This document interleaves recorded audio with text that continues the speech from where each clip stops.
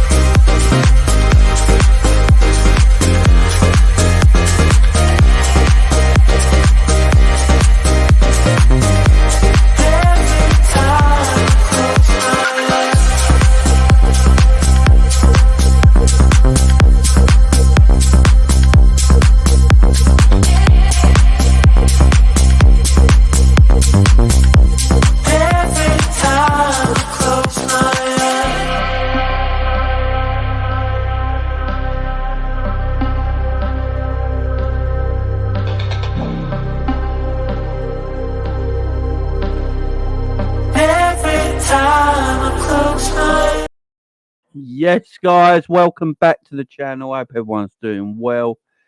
We're here to talk about Bobby Firmino.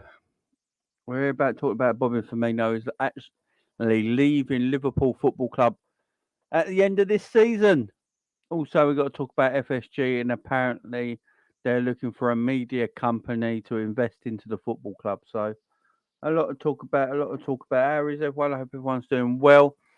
Guys, don't forget the like button, smash the subscribe button, all that good stuff. I would appreciate it.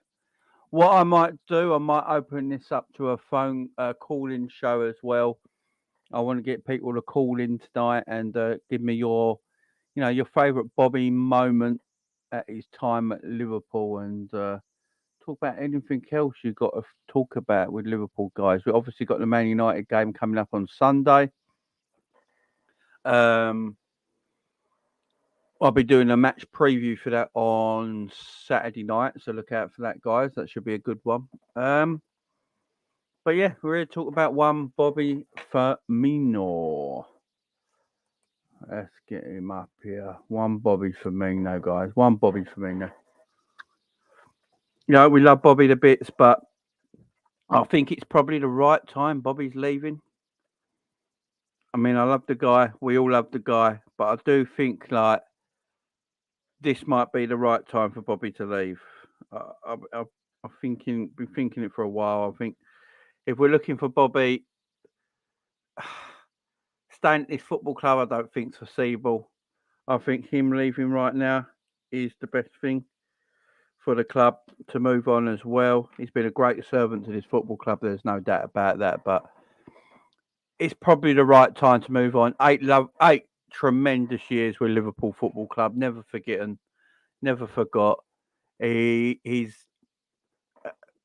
as Jurgen Klopp said himself, Mane and Salah and players like that are world class on their day, but Bobby Firmino is world class every day. And he's the system, as Jurgen Klopp says. He is the system, but everything comes to an end, guys, and I think it's the right time for Bobby to move on. And but I want to know everyone's favourite Bobby moment.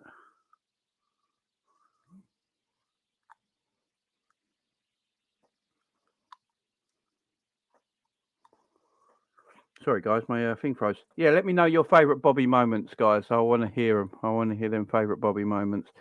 I will probably open up the phone lines as well as get people tuning in. I want to hear from people as well. Pick up Indian Scouser in the house. Yeah, we have others now as well. We got players in this forward area where we can replace Bobby with now. So it's not so much of a worry. The Jot Lord, King Cody, Duke Darwin. Oh, why? Big up Webby in the house. When he sat down 3 Arsenal defenders, yeah, that was a great moment. My favourite moment is when he sat down 3 Arsenal defenders and put it away. Yeah, go and miss Bobby Firmino. My favourite Bobby moment was when he scored a winning goal against Flamengo that made us win the World Club Championships. Yeah, Bobby's the man. It's going to be hard seeing him go, but it's probably the right thing now. I'm going to put the link in the chat, guys, for you lot to come in. If you want to come in and have your say, guys, come in and have your say. Let's talk about Bobby Firmino, your favourite Bobby moments. We've got lots to talk about. We've got FSG to talk about and the investment from media companies that they're looking for. And was Bobby Firmino the best false nine of his time? Obviously, Messi made the false nine role, popular under Pep Guardiola at Barcelona. You got Thomas Muller who can do it as well. But is Bobby actually the best at it? Was Bobby the best at that false nine role in his time playing it? Let me go. Let me know. Yeah, it's definitely legit. They even had it on the Liverpool channel, I think.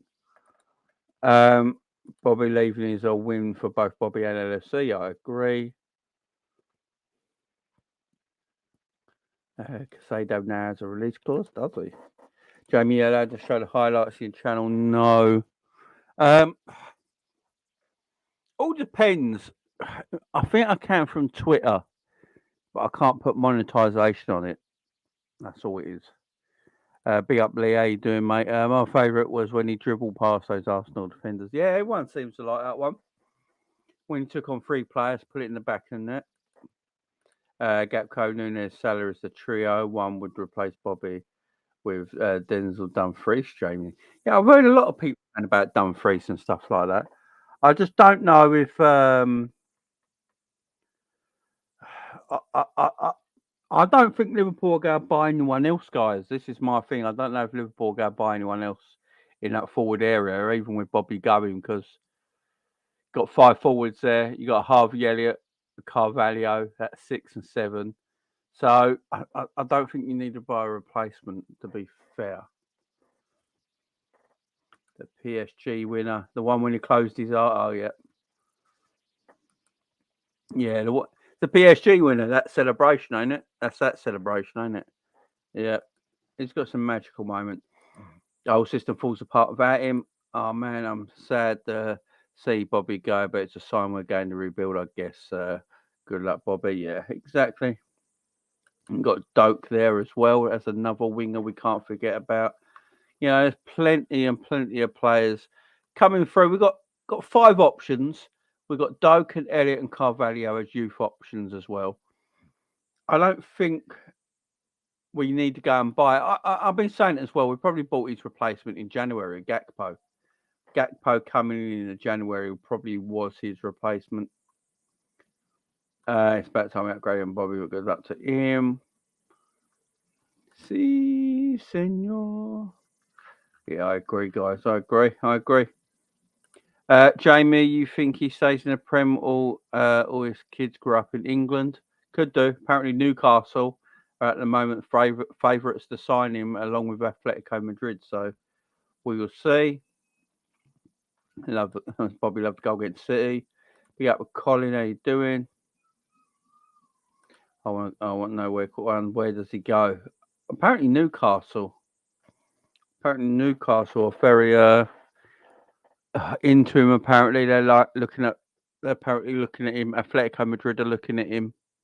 Yeah, there's quite a few people that are. I've just seen Pat Man's comment.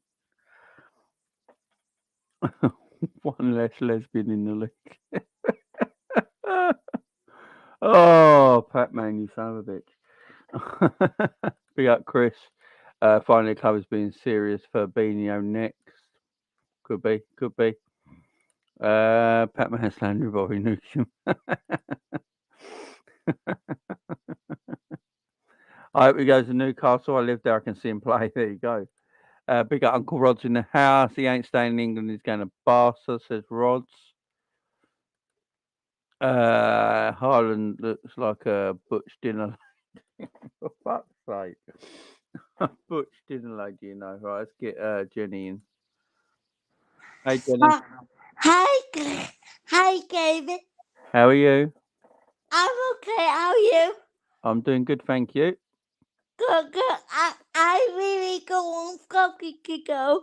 You don't want to go on. He is probably good now. So yeah. You don't want Bobby to go. I mean, No. no, look, Bobby's. I think everyone loves Bobby. That's the thing. I think everyone loves him. I think he's like the fan favourite. Do I want him to go? Probably not. But I think it's best that he goes so we can move on. You know, we need to upgrade this team. You know, Yeah. the team needs upgrading. We need to move on to the next level. So yeah, if he's going to leave, he's going to leave. But it's heart wrenching. I get that. What's your favourite Bobby moment, then, Jen? The PSG goal. Oh, the PSG goal. Yeah. Well, that celebration. Yes. Yeah, getting the winner against PSG. Yeah. Yeah, it's a great one. That's a great one, no doubt about it. Yeah, He will. We will play anyone. To replace him or getting Gakpo is replacement. yeah. I think the way Klopp's been playing Gakpo as the false nine, um, I think he's been testing it to see if he can play there. So you know, you got Gakpo in, you got Jota, you got Salah, you got Nunez, you got Luis Diaz. I don't think you need to buy another one. Then you got Harvey Elliott, you got Curtis Jones, you got Ben Doak coming through as well. Yeah, I don't think we need to go and buy anyone. I think Yeah. Gakpo would probably be the replacement. But even if Bobby stayed, say Bobby signed a new contract and he stayed, how many games is he actually going to play next season? And that's the other thing, ain't it? Not a lot. Maybe guy can. Yeah, maybe. I mean, it's just he's got to be sixth choice, ain't he? That's Yeah. the problem. He's probably looked at that and thought, you know what, let's move on. Let's move on. You know, I don't want to be third and fourth or fifth choice. You know, I'd rather still play. So, look, if he can have a good career somewhere else, like Rod said, he's Barcelona are there for him. I think Atletico Madrid to look at him. He's still got something to give. There's no doubt about that. Yeah. Anything else, Jem? No. I want money to spend in the summer as well. So Yeah, hopefully we'll get money in the summer. We're going to talk about that in a minute. We're going to talk about FSG and I really want to get back like yeah. What? I mean, hopefully, Jen. Hopefully, a big up, Jem. Shout out your channel so everyone can subscribe to you. my colleague copy I talk about Liverpool you every day. There you go, guys. So, guys, go and subscribe to Kloppish as it is on the screen right there. And go and subscribe to our channel and give us some love, guys. Big up, Jem. Thank you, Jamie. No worries. Talk to you soon. Yeah, bye. Bye. Big up to Jen. Oh, God's sake, Pac-Man. Chill out, guys, in the chat. Chill out in the chat, guys. Chill out in the chat. So, obviously, so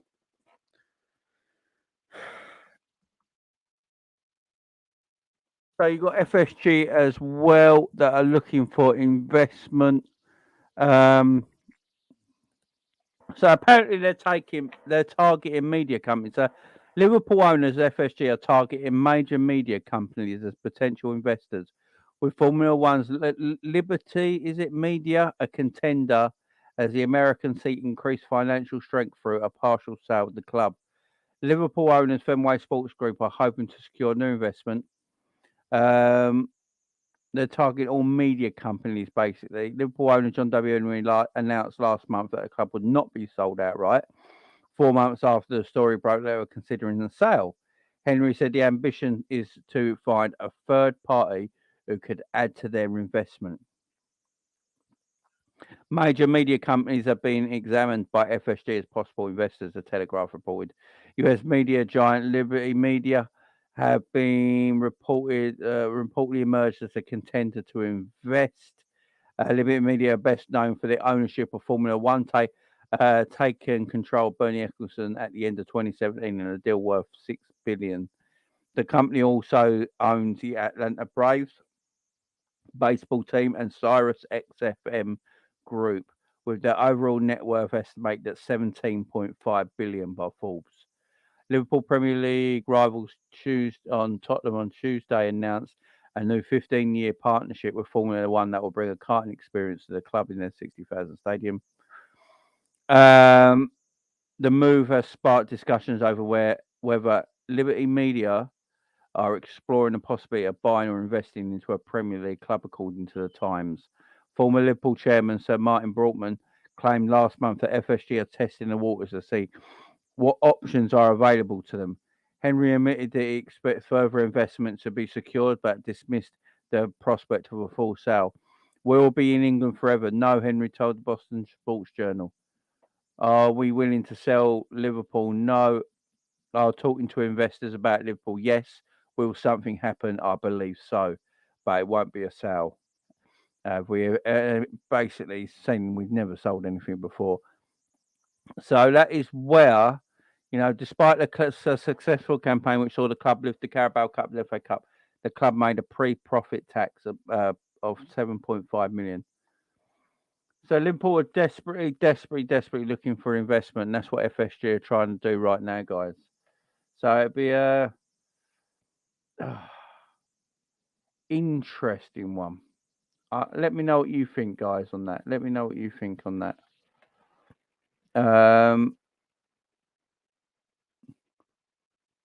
Also, I want to know: do you think Bobby Firmino is a Liverpool legend? A natural Liverpool legend. Let me know in the chat as well. Big up Jen LFC with a super chat. Much love. Big up Jamie. Bring on Tyler Morton. Bring on Tyler Morton. Big up Jen with a super chat. Much love. Much love. Much love. Much love. Thank you very much. Hopefully they will invest then, Jamie Lab. Big up Chris. God, I don't want Plugas, guys. He's just another FSG 2.0. Definitely a legend, 100%. We need investment, mate. Don't care it isn't. Yeah, mate, it's true. I don't think we'll get full investment. I think FSG will pocket some money for the NBA team. Yeah, Bobby Firmino is definitely and always be a Liverpool legend. Yes, definitely a legend. Everyone in the chat may as well start a GoFundMe for signings. Pick up here, how you doing? The criteria in the league and Champions League. So the criteria is league and UEFA Champions League for us. So I guess he says, Liverpool need $250 million to win the title next season, Jamie. I mean, let's not worry about the title now, I'll be honest. Yeah, Bobby's a ledge. FSG will get investment, but it'll be used to buy the NBA franchise. We ain't seen a dollar of that money, in my opinion. Who is the media companies interested, Jamie? Is it the Formula One owners? Yeah, that's one of them anyway. That's one of them they're looking at. So they're looking at big. They want media. I think there's another one. FSG, yeah, FSG, a highlight new contender for investment stake with American companies who are involved in baseball and Formula One. That's the one we just spoke about just now. They're the ones. Liberty Media own Formula One and the Atlanta Braves. Apparently, they've got a net worth of $17.5 billion. So watch the space there. But as everyone's pointing out as well, will that money actually be used on Liverpool Football Club for transfers? That's the issue. Will it be used for transfers? I'm not too sure. I'm not too sure. I'm hoping it is, but who knows?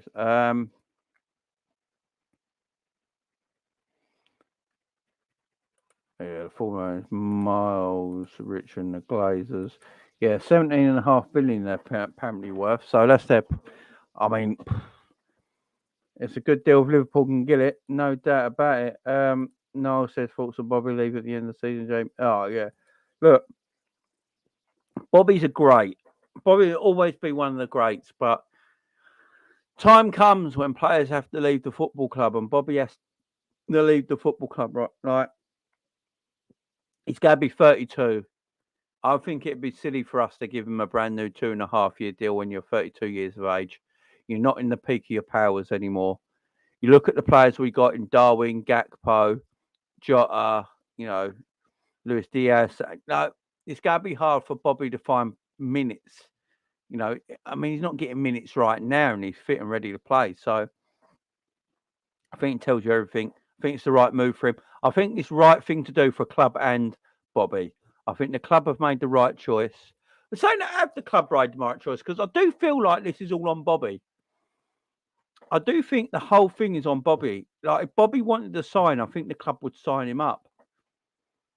So I can't say the club have made this choice at the same time. I think this is all on Bobby. I think if Bobby made the choice to sign his new deal, I think the club would be very, very happy to have him still. So I do think there's a bit of a split there where Bobby. This is my argument against the club still. Do the club always do the right thing? I'm not sure because the club maybe should have been like, you know what, Bobby, we need to move on. We're not going to give you a new deal. We've got Gakpo here now. We've got Darwin Núñez. We've got Jota. All three of them can play through the middle. You're coming on to be 32. You're not going to be first choice anymore. Unfortunately, Bobby, we're not going to sign you up to a new deal. But it hasn't been that. It's actually Bobby Firmino who's deciding not to sign a brand new contract. And Liverpool probably would be very, very happy to sign him up. So I'm not sure. I think Bobby's done the right thing.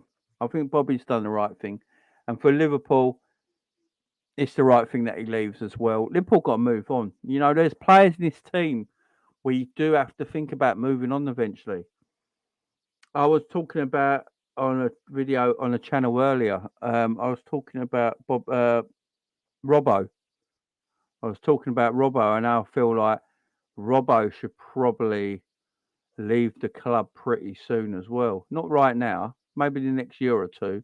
We should be looking for a Robbo replacement because he's played a lot of football as well under the Jurgen Klopp era, intense football, and he's starting to feel that because we didn't rotate him enough. So you got players like Robbo, Matip, Henderson.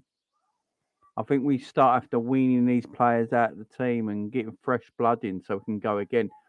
We're not going to get back to the top of the pinnacle by keeping our older players. We're just not. Keeping a Hendo, keeping a Robbo all the time, keeping a Salah can only take us so far. You need to move on. You need to freshen up. And if you don't freshen up, you're going to get stuck having older players in your team and not being able to get rid of them. But that's just my point on it anyway. I've got Bruno in the chat. Bruno ain't been on in a while. Let's big up Bruno. Let's bring Bruno in right now. How Bruno, how you doing, mate? I am pissed off. Go on, tell me why, mate. This whole investment percentage is rubbish. So he wants to sell percentage of the company. What a load of rubbish. We all know where that money's going to go. That money's going to go into his back pocket and he's going to be stuck in America having sex with his wife while we're going to stuck here in England done with absolutely nothing. That's what's going to happen, right? The team's a mess. This smacks of 2014-15 season. This smacks of, I've got memories of that season. That's what this smacks of. Yeah, we won the last game 2-0 against Wolves. Yeah, we beat the game against Crystal Palace was awful. Absolutely awful. Right? And then when we played Wolves in the cup game, oh my gosh, the performance was absolutely terrible. It was so bad. John W. Henry, this guy has got blood on his hands. right? Oh, yeah, you're right there. What does he want? What? You're trying to get an NBA team, okay? If you want an NBA team, how about you reduce the price, right? You say you're putting the club up for sale, okay? Put the club up for sale, put a price of 3.5 and see what comes up. You don't wait after 3 months, 4 months, and then because a few offers, because Man United suddenly went up for sale, you said, oh, we're not doing it anymore.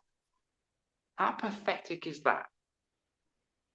So because United went up for sale, he's not doing it. Stop acting like a chicken, get off your ass and put the club up for sale. No, I agree. Look, I've been saying it for a while that FSG need to leave the football club now. The problem is, their problem is that when your business you own is a profitable business like Liverpool are, they're not going to sell it right now, and that's the issue. And you look at Man United. I think the only reason Man United don't go sell right now is because their stock went down, wasn't it? And they'd only get like less than 2 billion for the club if they sold it. That's why they're not selling it right now. So I don't know. We're stuck with them. It's what it is right now. We are stuck with them. But I do think we will buy in the summer because they got no choice. That's a lot of talking. Do you know what I think about that? It's a load of garbage. It's a load of garbage. That's what I think. It's a load of trash. What, you don't think we're buying the summer? No, it's a load of garbage. It's a PR stunt. It's Why a do you PR think, stunt. why do you think it's a PR stunt? Because we did spend 100 million last summer. Yeah, but he's doing a lot of talking, saying, this is going to happen, that's going to happen. Come June the 1st, nothing's going to happen. I don't know. I know. Firmino's gone. He should have gone last summer. Right? Kate, I told you, if you're going to get signings, we need to stop being sentimental. Keita, gone. Henderson, gone. James Milner, gone. Get out of it. Thanks for the memories, gone. If we're going to be, we need to be at the top of the mountain. Right? We don't do a Tottenham Hotspur here. We're not flipping Tottenham. Second place is not good enough. Third place is not good enough. Fourth place is not good enough. If we do get fourth place this season, or we don't go outside, or we don't go running onto the pitch as if you've won the Champions League, we don't go to Anfield and be like, oh, we're running onto the pitch now, celebrating with the fans because we finished fourth place. That's not good enough. The sooner he is at the club, the better. Because I am sick and tired of these pathetic excuses.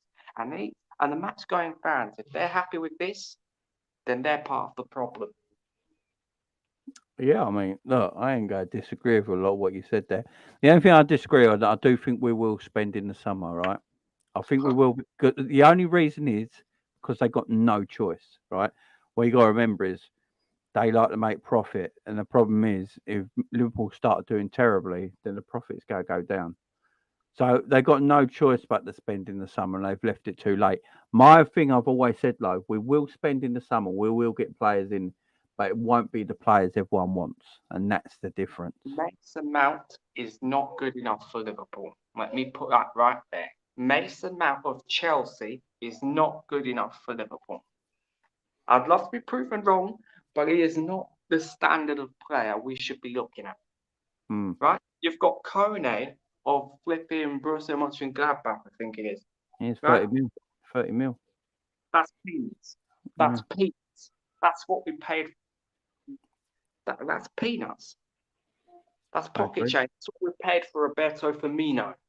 Mm-hmm. That's what we paid for Hoffenheim for Roberto Firmino. No, I agree. Those FSG fanboys, they need to get a grip, because if they're liking this, you better enjoy the next 2, 3, 4, 10, 20 years without winning a Premier League title then. No, do you know what? I don't know anyone with FSG that wants them to stay now, even big FSG inners. I think most of them want them to leave, but I don't think they just. I think what it is, some of them ain't got the bottle to say it. That's all it is. It's not saying it. How about don't attend the matches? Don't care. Man United at home. Let's see if you don't attend the game. Leave the whole stand empty. The whole of the home stand, The next game after that, Real Madrid at the Bernabeu, leave it empty. The game Yeah. after that against Arsenal, leave it empty. The game against City at the Etihad, leave it empty. The game after that, leave it empty. The game after that, leave it empty. The game after that, I could go on and on. Leave it empty. Don't attend. Then let's see if he'll do something. Because you That's a talk point. about cost, yeah? Watch how suddenly his little valuation of the club will plummet. Because no attendance and also buying the shirts. Don't buy the shirts. Then see what happens. Mm-hmm. Yeah, that's a good point, man. Valuation will go from 4 billion to 2.5, then 1.5, and then we'll see where he'll be. No, I agree. The thing is, though, FSG will never sell the football club if it goes down to 1.5 million. This is the problem. You know, they want to sell the football club for a higher amount. They want 5 to 6 billion. So that's what I'm saying. They have no choice to spend money this summer. But it's not going to be players people want. You know, that's the issue. It's not going to be. I wouldn't be surprised if Liverpool got Mason Mount. I did my video on it this afternoon. It wouldn't shock me because he's a Jurgen Klopp kind of player, in my opinion, and that's what you got. I look at it. The way I look at it is that we got to be realistic in what we do, because we got to remember who the manager is and who the owners are, and they want particular players. And I like Kone. I like is it Thuram? I think he's 30 million at Nice. I can't remember the Italian geezer's name. Is he at Juventus for 30 million as well? No, that Barella. No, not Barella. The other one. Yeah. Locatelli? Or Tangalelli or whatever. I can't remember his bloody name is now. I think it's Locatelli that you're talking about. I think he was down for like 30 mil as well. And these are decent players, man. These are decent players that Liverpool could go for. And I always wonder why we haven't gone for them kind of players. Now, either the club don't think they're that good, Klopp don't think they're that good, the scouting don't think they're that good, or they got other players in mind. But look, the Mason Mount stuff, the thing that I think about the Mason Mount stuff is that's the one, yeah. There you go. There we go. Yeah, that's the one. Oh, Tonali. Tonali, yeah. Yeah, I think he's valued at 30 mil. Apparently, that's what you can buy him for. yeah. He's a real but he's a sitting CDM. He doesn't. But to be honest, that's really good because we need somebody that can actually sit and not just be constantly going back and forth. Like we need someone that can actually sit. Can I just quickly say something? I'm hearing people saying that Ben Doak is the option for Salah. Excuse me. Excuse me. Not for 4 years. Ben Doak is back up to Salah. Really? Is that what I'm hearing now? Not for years and years and years. Not for years and years and years. And then I'm hearing people saying that Gakpo is the replacement for Firmino. Yeah, Gakpo is the obvious replacement. Okay, he's coming. Fair enough. So how many attackers is that? So you've got Nunes, you've got Gakpo, you've got flipping, what's his name? Got 5, haven't we? Yeah, we've got 5 of them, yeah? One of them gets injured, what happens? That's 4. 3 positions on the pitch, left wing, right wing, striker. So that's 4 attackers for 3 positions. Come on. Open your eyes. Then you got Harvey Elliott as well, Carvalho. He's an attacking midfielder. He's not a winger. He's not a striker. So then you got plenty of forwards. I don't know if you need 6 or 7. Look, injuries happen. I mean, you could have 8 forwards in your team, and if 5 got injured, you're down to 3, aren't you? And then people would still say, so we can't. You know, how many attackers does each team really have? But you know what the issue is, that a lot of our, let's just say, players that can come on from the bench and stuff, they're not of quality. Like I wouldn't, like for example, like over the last few years, let's just say when Oxlade-Chamberlain came off the bench, I'm not going, oh my gosh, yes, he's about to do something. Like it's not like if I was the opposition team, I'm not scared of Chamberlain, I'm not scared of Harvey Elliott, I'm not scared of who's that guy that came from Fulham, Carvalho. I'm not scared of, like they're not players where people are getting scared. Like it's not the same as when Mahrez comes off the bench. like you're getting worried, if that makes sense. When Yeah, you're seeing Mahrez coming off the bench, you're worried. When you're seeing, for example, let's just say when it was Leroy Sané or De Bruyne or Gundogan, you are getting worried a little bit. Like the players that we have coming off the bench, they're not of quality. And then as well, like I know earlier you said Tonali, a lot of these players that Liverpool should be going for, they are starters for other teams. Like Tonali has started like 21 games for AC Milan. Like he's like and he's only 22. Like he's like one of their main like starting players. So, and I know for a fact that those teams are looking at Liverpool like, do you know what? Liverpool need players like the ones that we've got, like Tonali, because they don't have because Liverpool needs starting players. We don't need bench players. We need starting quality players. Yeah, of course. So, Big up Chris in the house. How you doing, mate? Yeah, how you doing, man? It's been a while. Yeah, we're good, man. We're good. How's the family, man? Everyone's good? Yeah, we're all good, man. Yeah, we're all good. Good to hear, man. I won't complain too much at the moment. I'm sure I will soon, though. How's everyone taking the Firmino not extending? Anyway, I've got to get going. So No worries, Bruno. Thanks for coming in, mate. Thank you very much. Appreciate it as always. Thank you very much. Yeah, Firmino not extending. It's look, I love Bobby, but I think it's the right time for Bobby to go.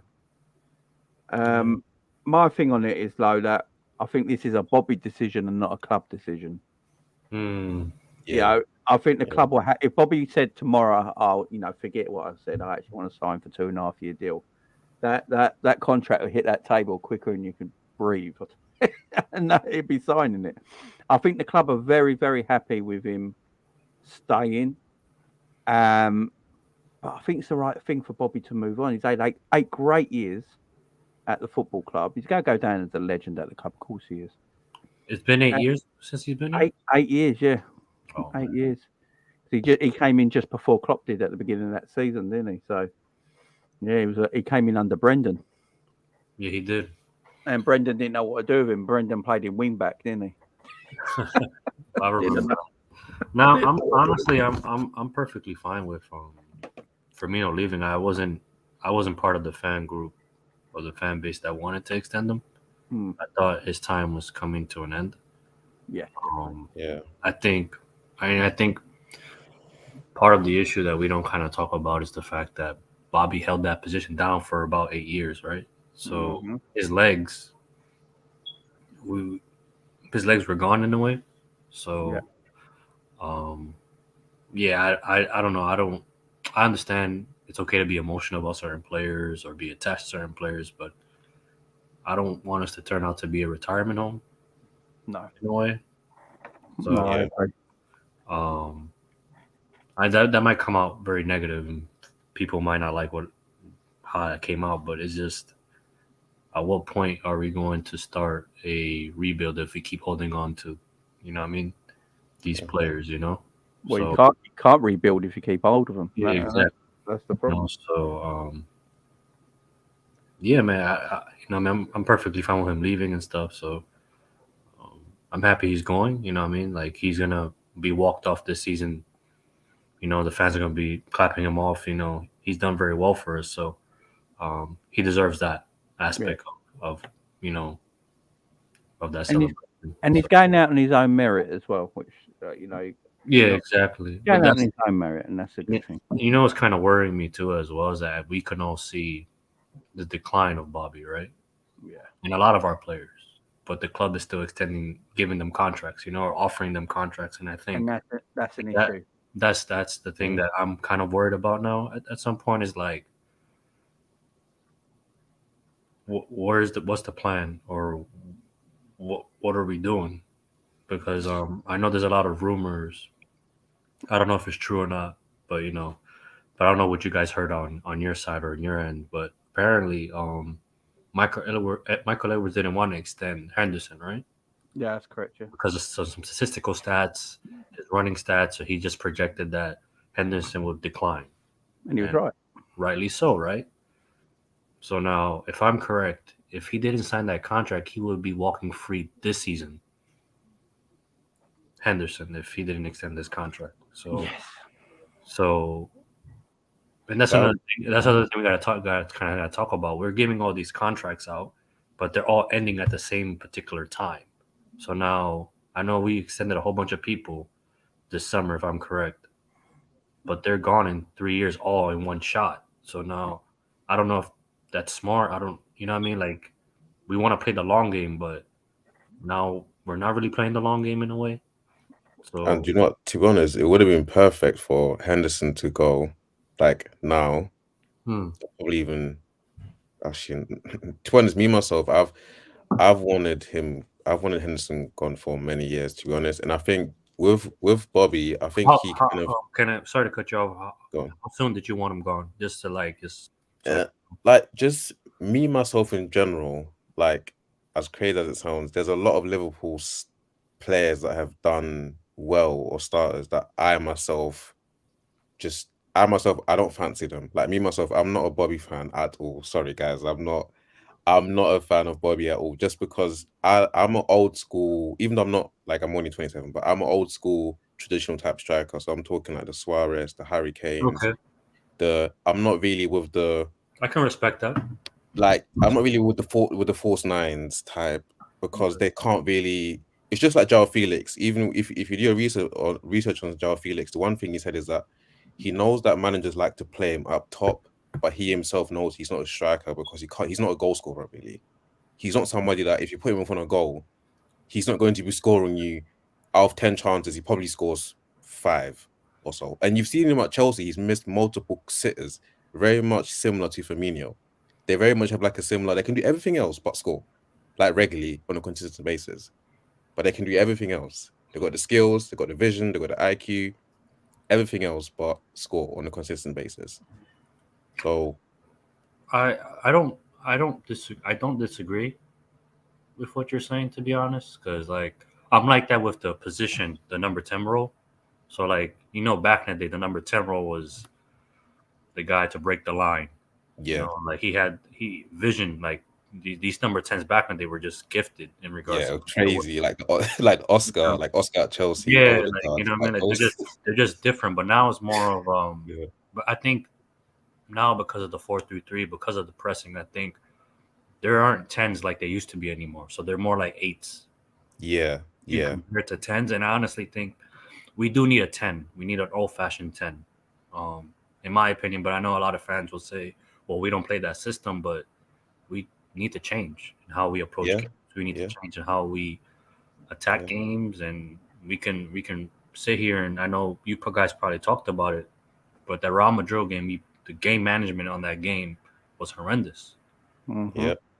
In regards to, like, and this is why a lot of people might not like some of these managers that I'm going to mention, but you see, for example, Jose Mourinho, or Rafa Benitez, 2 goals up, knowing the fact that, well, we have to have a chance for the next leg. 2 goals up, you close shop. You play the counter-attacking game, and this is where I think Klopp, in my opinion, has never been tactically the best. Yeah, it's not him. It's not his qualities, right? But he's a great motivator. He's a great guy. He's a man manager. He's a man manager. He's about entertainment. Klopp likes to entertain people. He likes to give you a show. But I don't want to belittle that side of the game, because it's a big part of. Alex Ferguson wasn't a tactician. You know what I mean? It's a Alex big part of the man manager. But then you need a number. But you need a solid number 2 that has the footballing brains because we all need people in life. When it's like your wives or boyfriends or girlfriends, you need someone on your side that can balance you out. And I believe right now in the coaching staff, there isn't really that real balance. He's just got yes men. He's got yes men. That's what Klopp got. Would you guys think that somebody like, I know he was at Chelsea, but obviously I think they have worked together before, Thomas Tuchel. Do you guys think them two would work together as 1 and 2? I don't think so, because of what Thomas Tuchel has accomplished now. Yeah, the ego clash. Yeah, like what are you going to tell a Champions League winning manager? They've both worked together before, so it's like I don't. Once you take that step up into management, though, don't you? And you, Yeah, you want once you take your step up, why would you go down unless you're trying to reinvent yourself as a manager? Then maybe you'll stay there for a year or two. I don't see it. Because that's the problem. Like, I wouldn't be against it. I wouldn't be against it. That's actually a pretty good suggestion, but I don't see it happening. I don't think Klopp has somebody that can tell him, like, okay, look, this is what. Obviously, now that Edward's gone, but there's no one else. Obviously, Pep Linders, he's a joke, so we can just forget about him. But he doesn't have anybody that can be like, okay, Klopp, like football's changing now. We need to also change with it. Drew, can I ask you a real question? Because you just brought him up, and yeah, I know I'm going to stir a lot of feathers and stuff. Why is it that you don't like Pep Linders? I think a lot of things should be just like how your real life is, where private stuff just stays private. Where, for example, there's no need to write a book. Mm-hmm. Like there's no need to expose certain things to the public to where now teams don't fear us. Like what the Real Madrid manager or coach said prior to playing us was like, even till now, I'm still pissed off. I think that's very disrespectful. He literally overlooked us and said, "We're not worried about Liverpool. We're just doing our thing as usual. Like we're thinking about the next La Liga game, not even us." But like, okay, so I'm sorry to cut you off, but I think I don't want to think too far into that, in my opinion, because Real Madrid are just different animals in regards to like their institution, the way that it doesn't matter if you were a shit player before you joined Real Madrid. Once you're in those doors, you just mindset, mentality, culture just changes you as a player.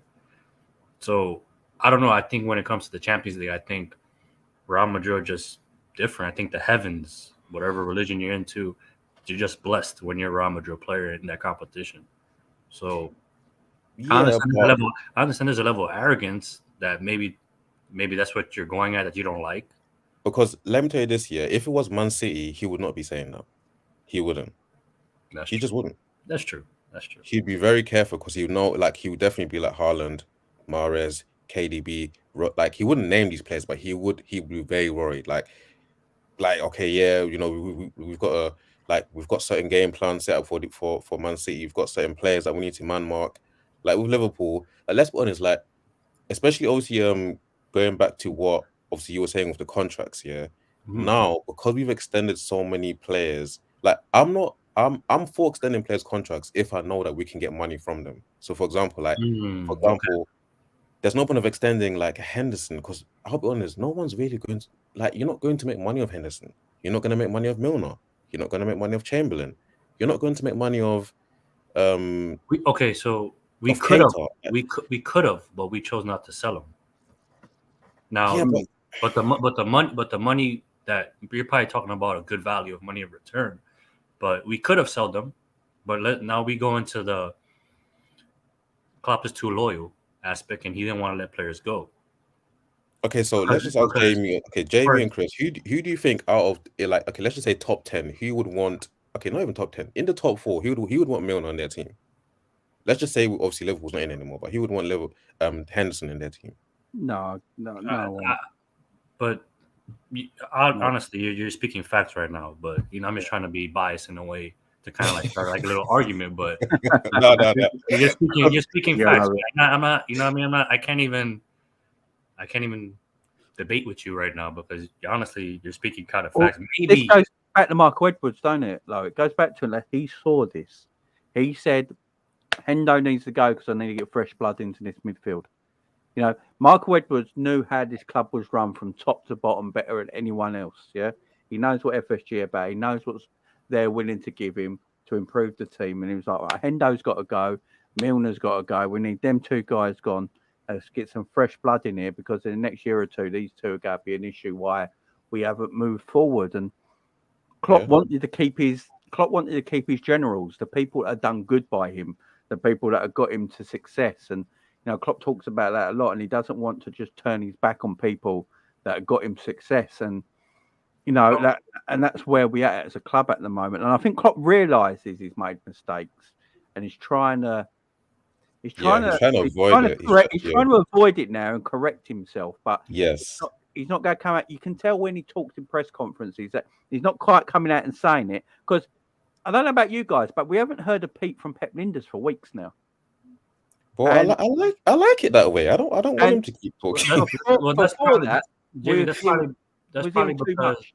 that's probably because there's no cup competitions because he usually speaks during the if we were in the cup competition, he'd probably be talking about the book that he's gonna make about his wife and what he does after dark or something. You know what I mean? Volume 2 of the book's coming out, by the way, isn't it? Yeah, so you know, like, but Because it I makes don't so know. much money. I think right now we're being because I can't blame all the issues on FSG, even though they have a big part to blame for what's going on, right? You've But got to look in house as well. yeah, like I'm sorry, some of the tactical decisions Klopp is doing, some of the stuff. Actually, can I ask you, Chris and James, as well? Yeah, if Arteta wins the Premier League, because obviously my friend, he's an Arsenal fan, and I'm very worried. Okay, so if he if Arteta wins the Premier League, where does that put Klopp? Because this can't be happening. I mean, he hasn't even been at Arsenal for what was it, 3 years? Yeah, it can't be. No. Yeah, I get what you're saying. I think is he hasn't got a Champions League to fall on yet. But it's a tough question, to be honest. Without being emotional, to be honest, that's the issue. I think we've got to look at it as well and just respect Arteta's actually quite a good coach. Yes, I think we just got to respect that Arteta's actually very good at his job. I remember a while ago I was on an Arsenal show and doing an Arsenal Liverpool preview about 18 months back, and I was talking about Arteta, and about a year ago. No, actually, it was about a year ago. I was talking about Arteta, and they wanted Arteta gone at that time. Remember, Arsenal fans like Arteta needs to leave. He's awful. He has no idea what he's doing. You know, and I said on there then, I said, be careful because I can actually see what Arteta's doing. You know, and things take time in football. You know, unless you're backed by a state, you can literally turn everything around in a 12-month period, like from beginning to, you know, it can completely turn around. Arsenal under Arteta took their time. He saw what players he needed to get rid of. You know, Aubameyang, don't care if you're our leading goal scorer, you're not good to this team. Off you go. You know, things like that. And he changed that team around. He got a personnel that he's wanted. He's got young players that are hungry and want to develop under him. So yeah, Arsenal are in a good place. And what annoys me is that Klopp can do all this as well. There's no shout. He can do all this, but I think Klopp got in. You know, when you're comfortable, right? You've been with your missus for a while, yeah. I was just about to say that. At the start of it, you do everything, don't you? There's never an argument. You do everything to keep the relationship sweet. If something needs to be changed, you change it. If you've got mates that you used to see all the time, all of a sudden you're not seeing them so much because you want to keep her happy. Then you get married, and then you just become like two people that have known each other for 20 years, and you just like, and that's what Klopp's turned into. And he's just in a happy relationship right now that's going on for a while. Yeah. And everything's in a place where, yeah, I'm happy. You know, I come to training, I see Endo every morning. And, you know, and it's in that thing at the moment where I think Klopp has seen it as the season's gone on, that it's gone, no, I do have to change.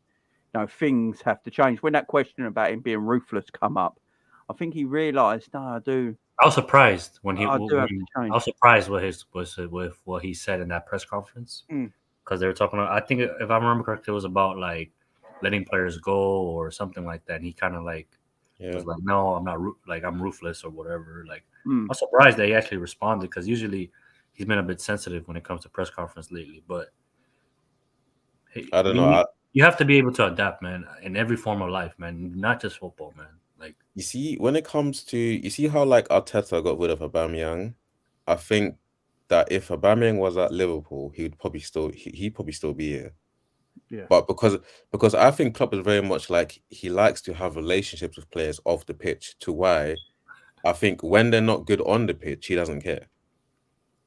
So whether they play good or not on the pitch, because he gets on with them so well off the pitch, it doesn't really matter. But when you watch Arteta, because I watched like that whole documentary, Arteta literally, he very much has the characteristics of so he has like the attributes of the old school, like the Carlo Ancelotti, the Jose Mourinho. They're very much like secret, like, okay, we're gonna get rid of him, but we're not gonna let the public know that we're gonna get rid of him. Okay, we're gonna sell him, but no one's gonna know, and we're not gonna tell the players. Whether I think Klopp is more like, yeah, even if in an ideal world we sell Henderson, he will tell Van Dijk. He'll probably text him, be like, yeah, what do you think? We're gonna sell him. But do you know what I mean? Like Pep is gonna be like, wow, who the hell are these players? You're nothing to me. I'm the boss. I'll do what I want. And if I don't want you, you gotta go. And that's just, and I think that players that play under managers like that, they know to perform because they know that they can go. Like I can't believe that Mahrez went to City to be on the bench for so long, knowing that he can play for any other team. But yet he sat there, and only now he's kind of getting his games. And I want a manager like that because I know that players are going to be on the A game all the time because they know that if I don't perform, I can't play. Yeah, I agree. And that's kind of like the problems that I want to have in Liverpool, to be honest. Like, I don't want this mushy. It's okay to be all like family-like and loving each other. No, that's nice, you know what I mean? But that little bit of ruthless, knowing that, you know what I mean, like if I perform bad or if, a little bit of fear is not bad for you. Yeah. You know, and I think now it just become a situation where it's like no one fears anybody. Like it's just, you know, and you can. So can you guys tell me, like, because I think we can sit here and talk about the physical side of the game because that's what I'm good at, like sports science and stuff. But I think we're ignoring the mental side of the game, and you can see pros and cons in regards to the Crystal Palace game mentally, how the mannerisms of certain players in compared to the Crystal Palace game and the Wolves game. And that's now it's concerning me more than the physical side of the game, because there's no way we can go out there and be like this dogs in regards to our performance to Everton, and then the next game we're trash in regards to our physical output or our mannerisms and how you conduct yourself on the field. And then you drop on Crystal Palace, but then it's different against Wolves. Now I understand certain players weren't involved in the Crystal Palace game than compared to the Wolves game, but it's, you know, we sit here and we say, well, Van Dijk's a leader. We sit there and say Henderson's a leader. We sit there and say all these players are leaders or captains of their clubs or countries.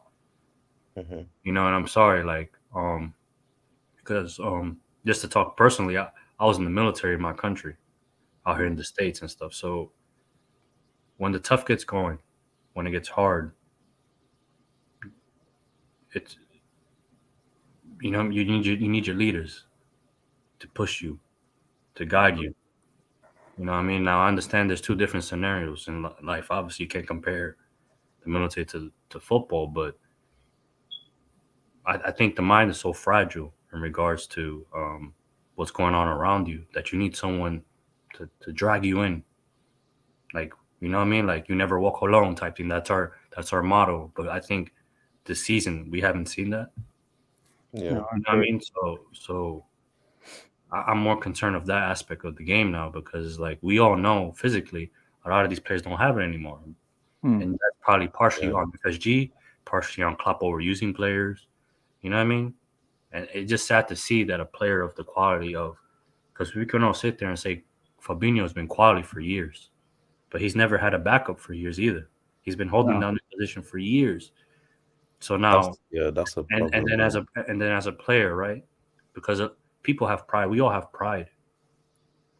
But sometimes the mind will tell you, okay, I can make it there, but the body won't let you get there. And that's the issue with Fabinho at the moment right now. He's getting those yellow cards, all that accumulation of stuff is getting to the point where, like, I'm worried for the man. He might break someone's leg. But Chris, you know what the issue is as well is that I think that Liverpool, I mean, Klopp's playing style, it doesn't matter. Even if we were to get a whole, like, let's just say a new starting 11, Klopp's playing style would always mean that no matter what player comes in, even if they're 18, 19, you will always age quicker than any other team because of his playing style. So if we don't like for example, Klopp's playing style would suit like the reason why other teams can now copy that playing style and get away with it is because they have investment. So because for them it's like, okay, you can't do the running anymore. So now we have the money to just go and buy someone else. So it doesn't really matter. But with Klopp, because we don't have the investments in terms of we can just go and buy someone new like a Caicedo, our playing style, it doesn't help because it makes players get older a lot quicker, and we don't have the money to buy a replacement. So then what do you do? And then plus other teams are going to be like, well, Henderson, his legs are gone, so why would we buy him now? His legs are gone. So like, what are we going to do with him? His legs are gone. So Drew, you think part of the issue as well, because we can I completely agree that we don't have the funds as other clubs do, right? But then because of our playing style, because of our mileage in certain players, and let's say, for example, an 18-year-old eventually is going to act like a 26-year-old after Klopp is done with them, right? For example, just, you know what I mean? Yeah. But then if we know, because FSG is not going to sell the club. I don't think they will, in my opinion. So I'm more in the mindset of now we need to focus on things that actually we could voice out and could fix, in my opinion, even though I want them out. That's just my point of view. But if we know that FSG doesn't have the funds or won't provide the money to invest into a new squad, blah, blah, blah, then shouldn't the sporting director, even though that's another situation we can talk about, but sporting director manager should be letting players go before they hit at the right time. Well, let me bring up some names here. So, Gini Wijnaldum, Emre Can, Adam Lallana, Bobby Firmino, Divock Origi, Ox, and Naby Keita are all going to leave this football club for zero, absolutely nothing. So and who do you blame that on, Jamie? That's my issue. So we know for a fact that Michael Edwards wanted Milner and Henderson to leave the club 2 years back, and they got new deals. You know, Emre Can, I'm not sure what happened with the Emre Can stuff because I believe that was under Brendan start of Klopp era, weren't it? But I think that contract talk was going through the Brendan era. What is my daughter shouting at? I'll kick her butt in a minute. And hang on 1 second. You chat amongst yourselves 1 second, guys, about it. Nice. Go ahead, Drew. Go ahead. No, yeah. So, just in terms of players wise, okay. So, because you know what the issue is, I think when you have a team that has, because let's be honest, Liverpool have never been like the new generation of Liverpool. We haven't really been blessed with a lot of high tier quality players, like in numbers. So, for example, like a Salah and a Mane, a VVD, Alisson, these are like rare players that Liverpool usually get hold of. But because in the past few years, so we're talking about Brendan Rodgers and stuff, we usually have like the Hendersons, the Milners, the average players. So, do you guys not think that when you have a team of average players, you kind of need to sell them a lot earlier because in general nobody would want them anyway, if that makes sense? All right, so not to be sentimental and stuff, because I'm a sentimental guy and stuff, you know what I mean? But I think you need a balance too, right? You need your average player. Yeah. You need your world-class players. You need your elite players. You need a balance, right? So, but I think because I don't want because we have too many of those average players playing. All right, so now to just have a debate and stuff, even though I have kind of been agreeing with you all this chat, but do you think that's recency bias based on the season we have in right now? No, I just. Oh, sorry. Go on, Jamie. I mean, it could be. Let's have a debate, but you know what I mean. I'm just to have a debate. You know? I mean, it could be, but the players that.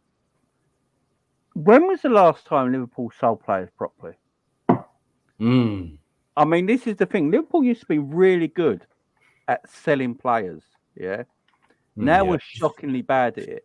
You know, Mane going for 25 million is a disgrace. I know he had a year left in his contract and all, but you know, I've seen players go for much more. We bought Ox for 40 million with a year left on his deal from Arsenal. That hurts. And we sold Mane for 25 million. That's pathetic. Jamie, don't you think I think Julian Ward's the issue? And I don't think Julian Ward's bad at his job, but I don't think Julian Ward has got the ego and the personality and the power to go up against Klopp. But Mark Edwards did, and I think that's the issue. So wait, just to touch on it before I let Drew go, but don't you think, because we gotta think about it too, economy wise, right? Post pandemic and pre-pandemic, right? So I think in a way, I can be wrong, right? Someone will probably tell me I'm wrong or not, but I think the Neymar deal kind of fucked up the transfer market, like the whole the way the world is viewed as selling players and stuff. But I think after the pandemic, I think in a way, transfers have kind of relegated, like kind of like leveled itself in a way. I could be wrong though. So should we have gotten more from Mane? I believe so, but I don't know. Like I don't know. I think if we would have pushed on too hard, I think we wouldn't have been able to get 50, 60 million, even though we should have. Yeah. But I don't think we could have, because just the pandemic and people just trying to get back on track in regards to like their finance and stuff. Just I don't know. I don't know about the financial world like that. So probably someone can probably educate me in that regard. But, you know, I think the English players usually always have a bit more on top than. Is it because of the quotas? Is it because of the homegrown quotas? It's the homegrown quota thing and all that. Yeah. They know they've got to pay that extra bit of tax on top of it, isn't it? And we're in a mess. We're in a mess in that too. So now we want to like this. This is that's why we're buying Mason Mount. No, but even but I think Jamie, even that doesn't cover it, because when you really sit there and think about it, a couple of people are telling me a whole bunch of players that they want to sell, which is fine, right? I think a lot of players need to go, but you let all these players go, are we going to bring the equivalent amount of players in? That's the thing, ain't it?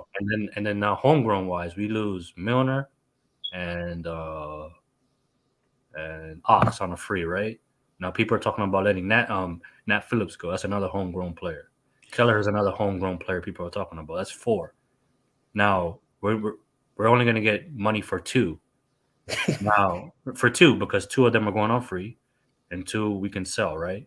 Now, like you said, Drew, the homegrown players or Jamie, the amount of players, the value goes up because of the English thing. Mm-hmm. So now we're in a situation where we're playing catch up, and we can't sign the foreign or I want to say foreign players are luxury, but the players that deep down we really do want, but we can't because we got to fill up this quota, this homegrown quota now. But you know what?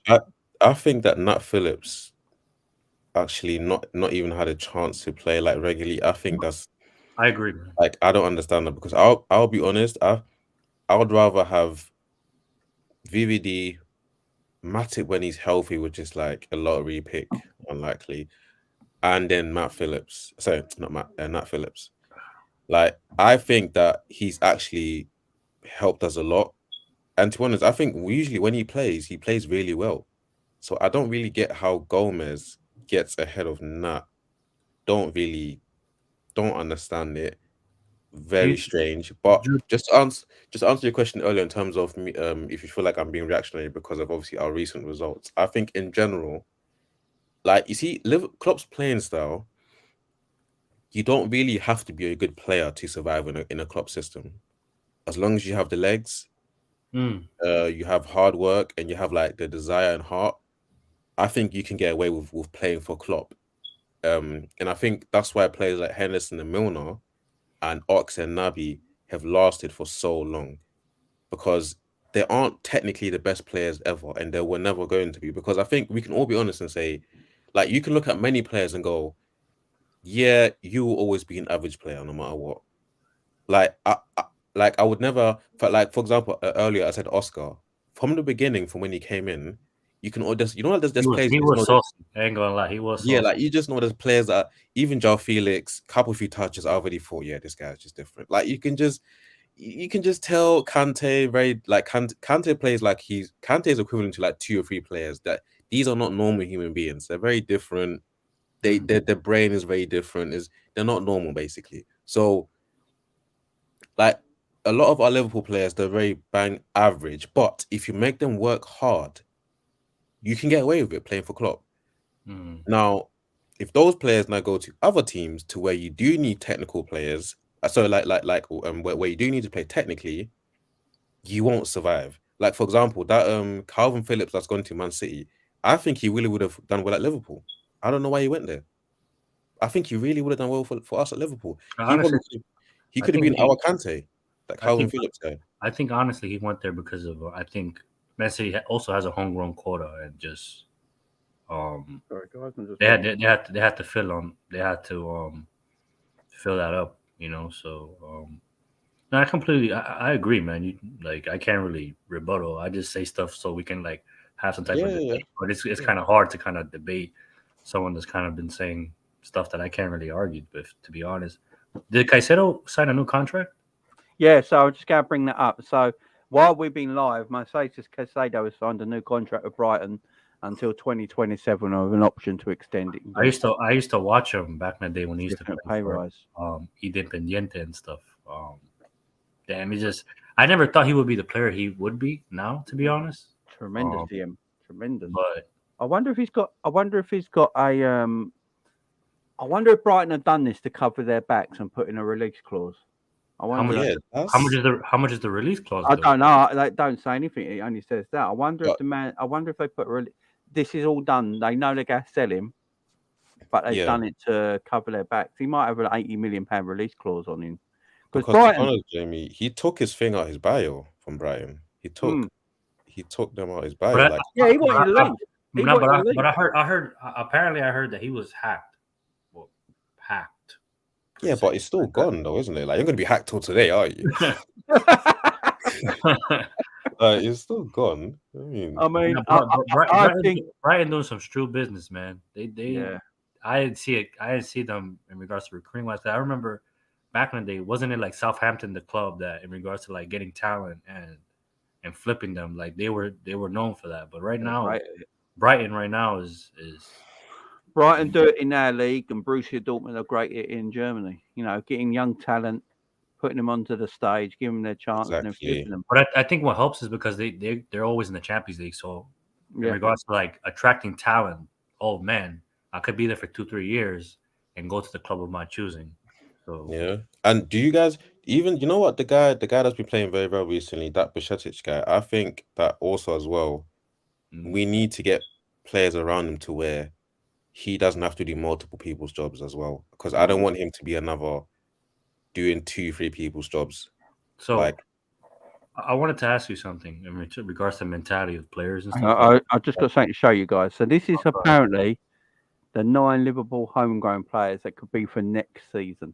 Oh my gosh! I thought you had to be 21 and homegrown.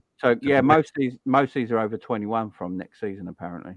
So Step Vandenberg's homegrown now. Yeah, because he's been in Liverpool for over 3 years, hasn't he? He's been in England for over 3 years, hasn't he? I kind of like him though. I ain't gonna lie. Curtis Jones is 22 now. Reece Williams. Yeah, these players can potentially be it. Now, that's what a lot of teams do because you look at Man City, like Scott Carson is there on third choice because of being homegrown, so they can buy someone else. So that's what Liverpool might do. But then a lot of them youth players might go out on loan next season. So if they go out on loan, we still need to buy. So that's just a potential who could be. That's why. No, a lot of people ain't happy about the Mason Mount situation, but Mason Mount's got a year left on his contract at Chelsea. He's literally got a year left on his contract at Chelsea. I think it runs out in 2024. Chelsea have basically told him he ain't getting a new deal. And isn't that based on because he wants a huge deal? Apparently, he wants a huge deal, but I think him and his agent have got to realise he's never going to get a huge deal, no matter where he goes. I think it's his dad, isn't it? His dad is. Yeah, his dad wants. What's his agent? His dad. Yeah. His dad is his agent. His old man wants the money, don't he? He's like, yeah, son, I need a new Porsche, man. Son, you know what I mean? I need a new Porsche. But I can see, like, when I see, like, where can man go?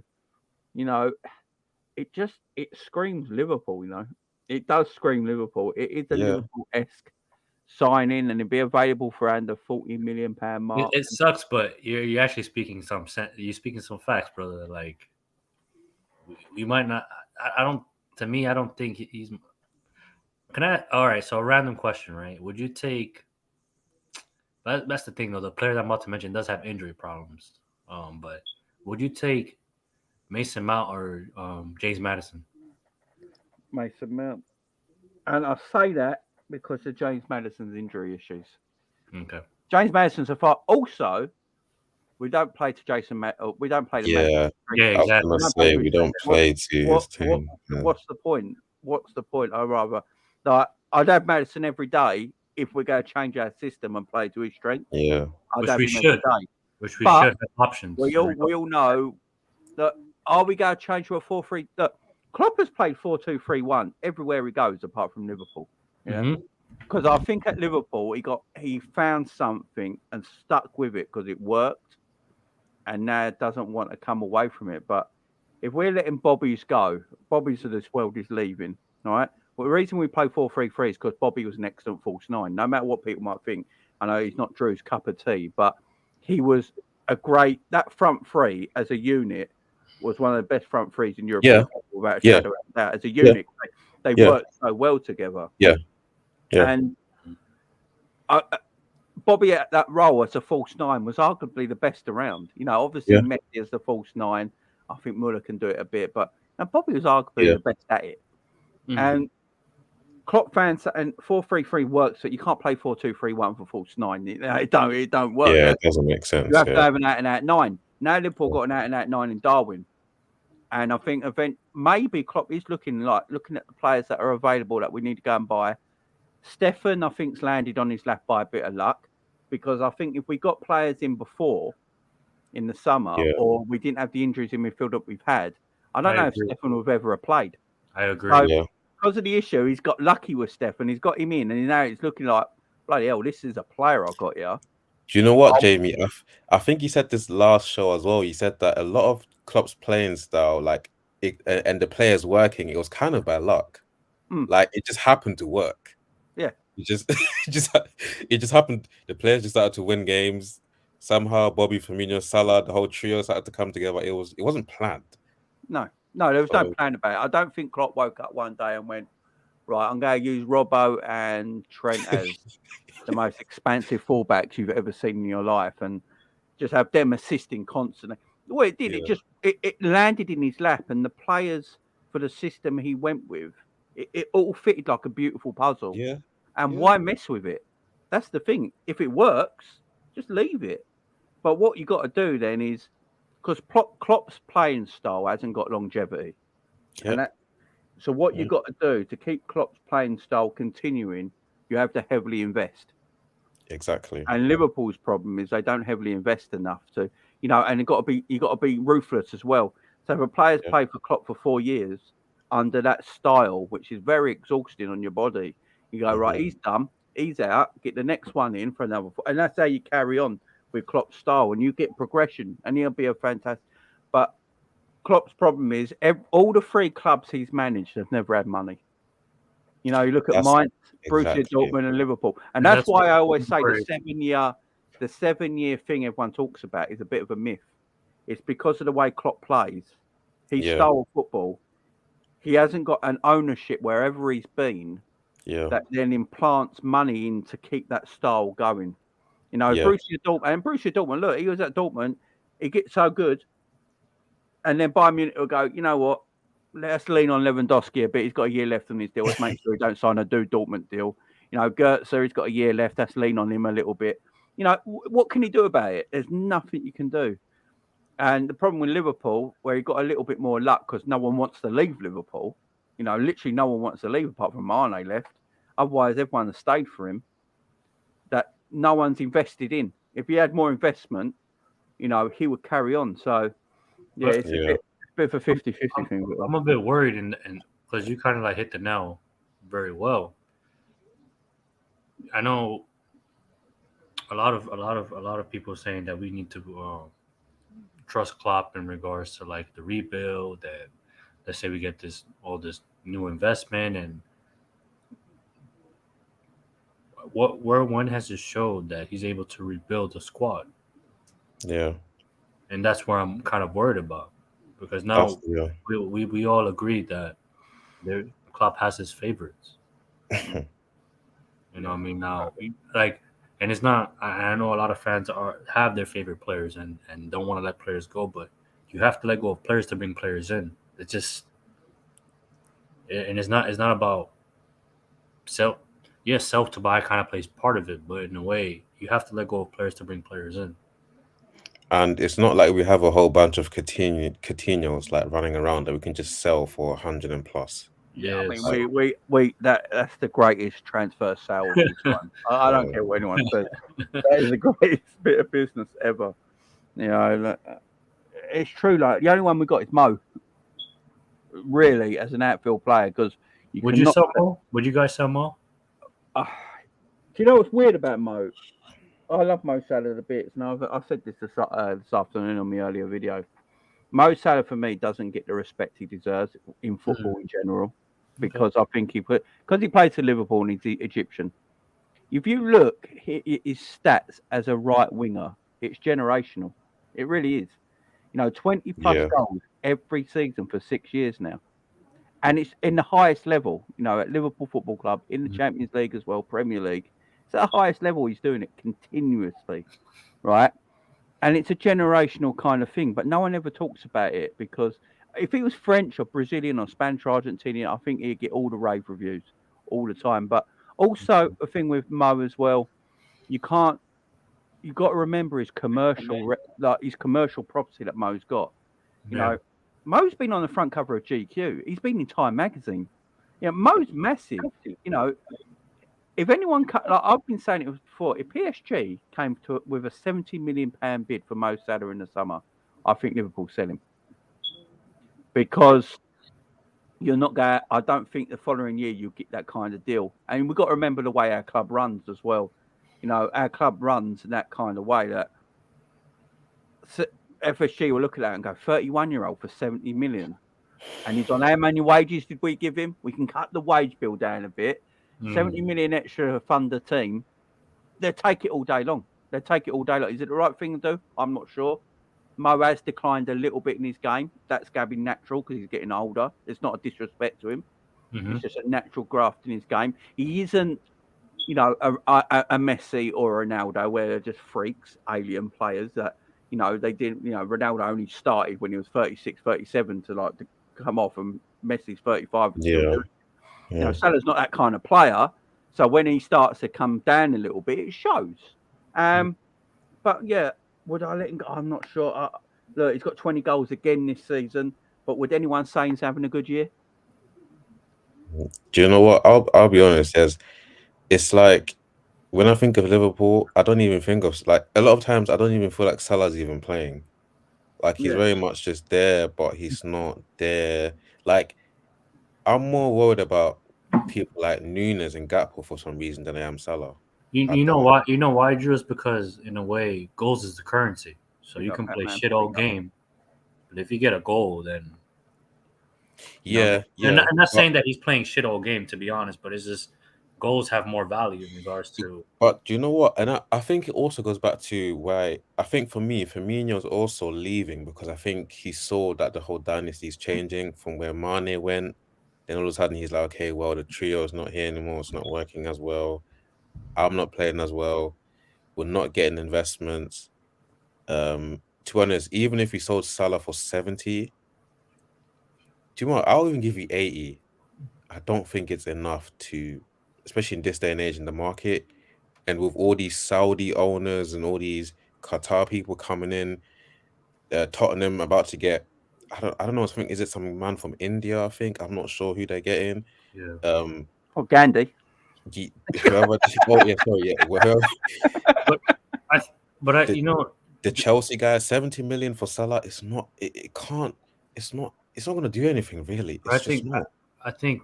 Okay, so during our peak, right? During our peak in regards to transfers and making deals, a lot of people were saying that we were ahead of our time, right? In regards to like identifying talent, getting players in regards to the system and everything, right? So let's say, for example, we do sell Salah for 78 million. I don't think it's the end of the world, in my opinion. I think we just need to have the people in place to get the job done in regards to identifying a talent and making and him producing the numbers and stuff like that. You know what I mean? Like, I don't know. I've become this season. I think partly because of the season, I've become less emotional about players. Yeah. I just, you know what I mean? It's just, I don't know. And it's just, you know, I don't know. So if we were to, and that's the thing too, I think for years as well, we've been crying out for a midfield that can score goals.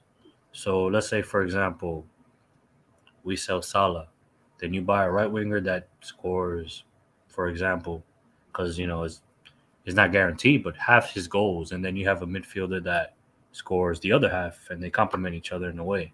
So now we're not here talking about, oh, well, we missed Salah in a way. We lost his goals. No, you have to find a way to change up. And I think that's why a lot of fans are frustrated, because we're persisting on this high line. We're persisting in this formation. We're persisting with the same game style where we don't have the players to tolerate the flow of the game, or you know. So it's. But you see players, but you see what my issue is, that there is no structure at the club in terms of like, and I think that's why I said that I don't trust Klopp to buy players, because the structure that even I'm seeing, or that I've seen for years, like for example, like for you to have a goal scoring midfielder, okay, that can score goals on a consistent basis, you need to have two players. Or if you're lucky to pray to who your God is, that you find a Kante that can do two people's jobs. Because if Odegaard was at Liverpool, he's not scoring these goals he's scoring, because he would have two, because he would be focused on running up and down, chasing people left, right. Odegaard had like for example, if he was to play, for example, for me myself, I think Nunes needs a 10. Yeah, he does. Nunes needs a 10. Like I said earlier, bro, we need a 10, bro. I don't care if it's for Nunes or whatever. I just think when we play against low blocks, we don't have a player that can unlock. Yeah. And people will say Thiago, but injury wise, he's gone for half the season. Thiago's very much more like a Tony Kroos that does his job from behind. He's not a 10. Yeah. Mason Mount, again, for me, Mason Mount is very much like a genie that will do a box to box. However, Mason Mount will score. I think Mason Mount, scoring wise, he's actually really good. He knows how to score goals. He can score free kicks, and he can just score like 1-2 touches, quick goals.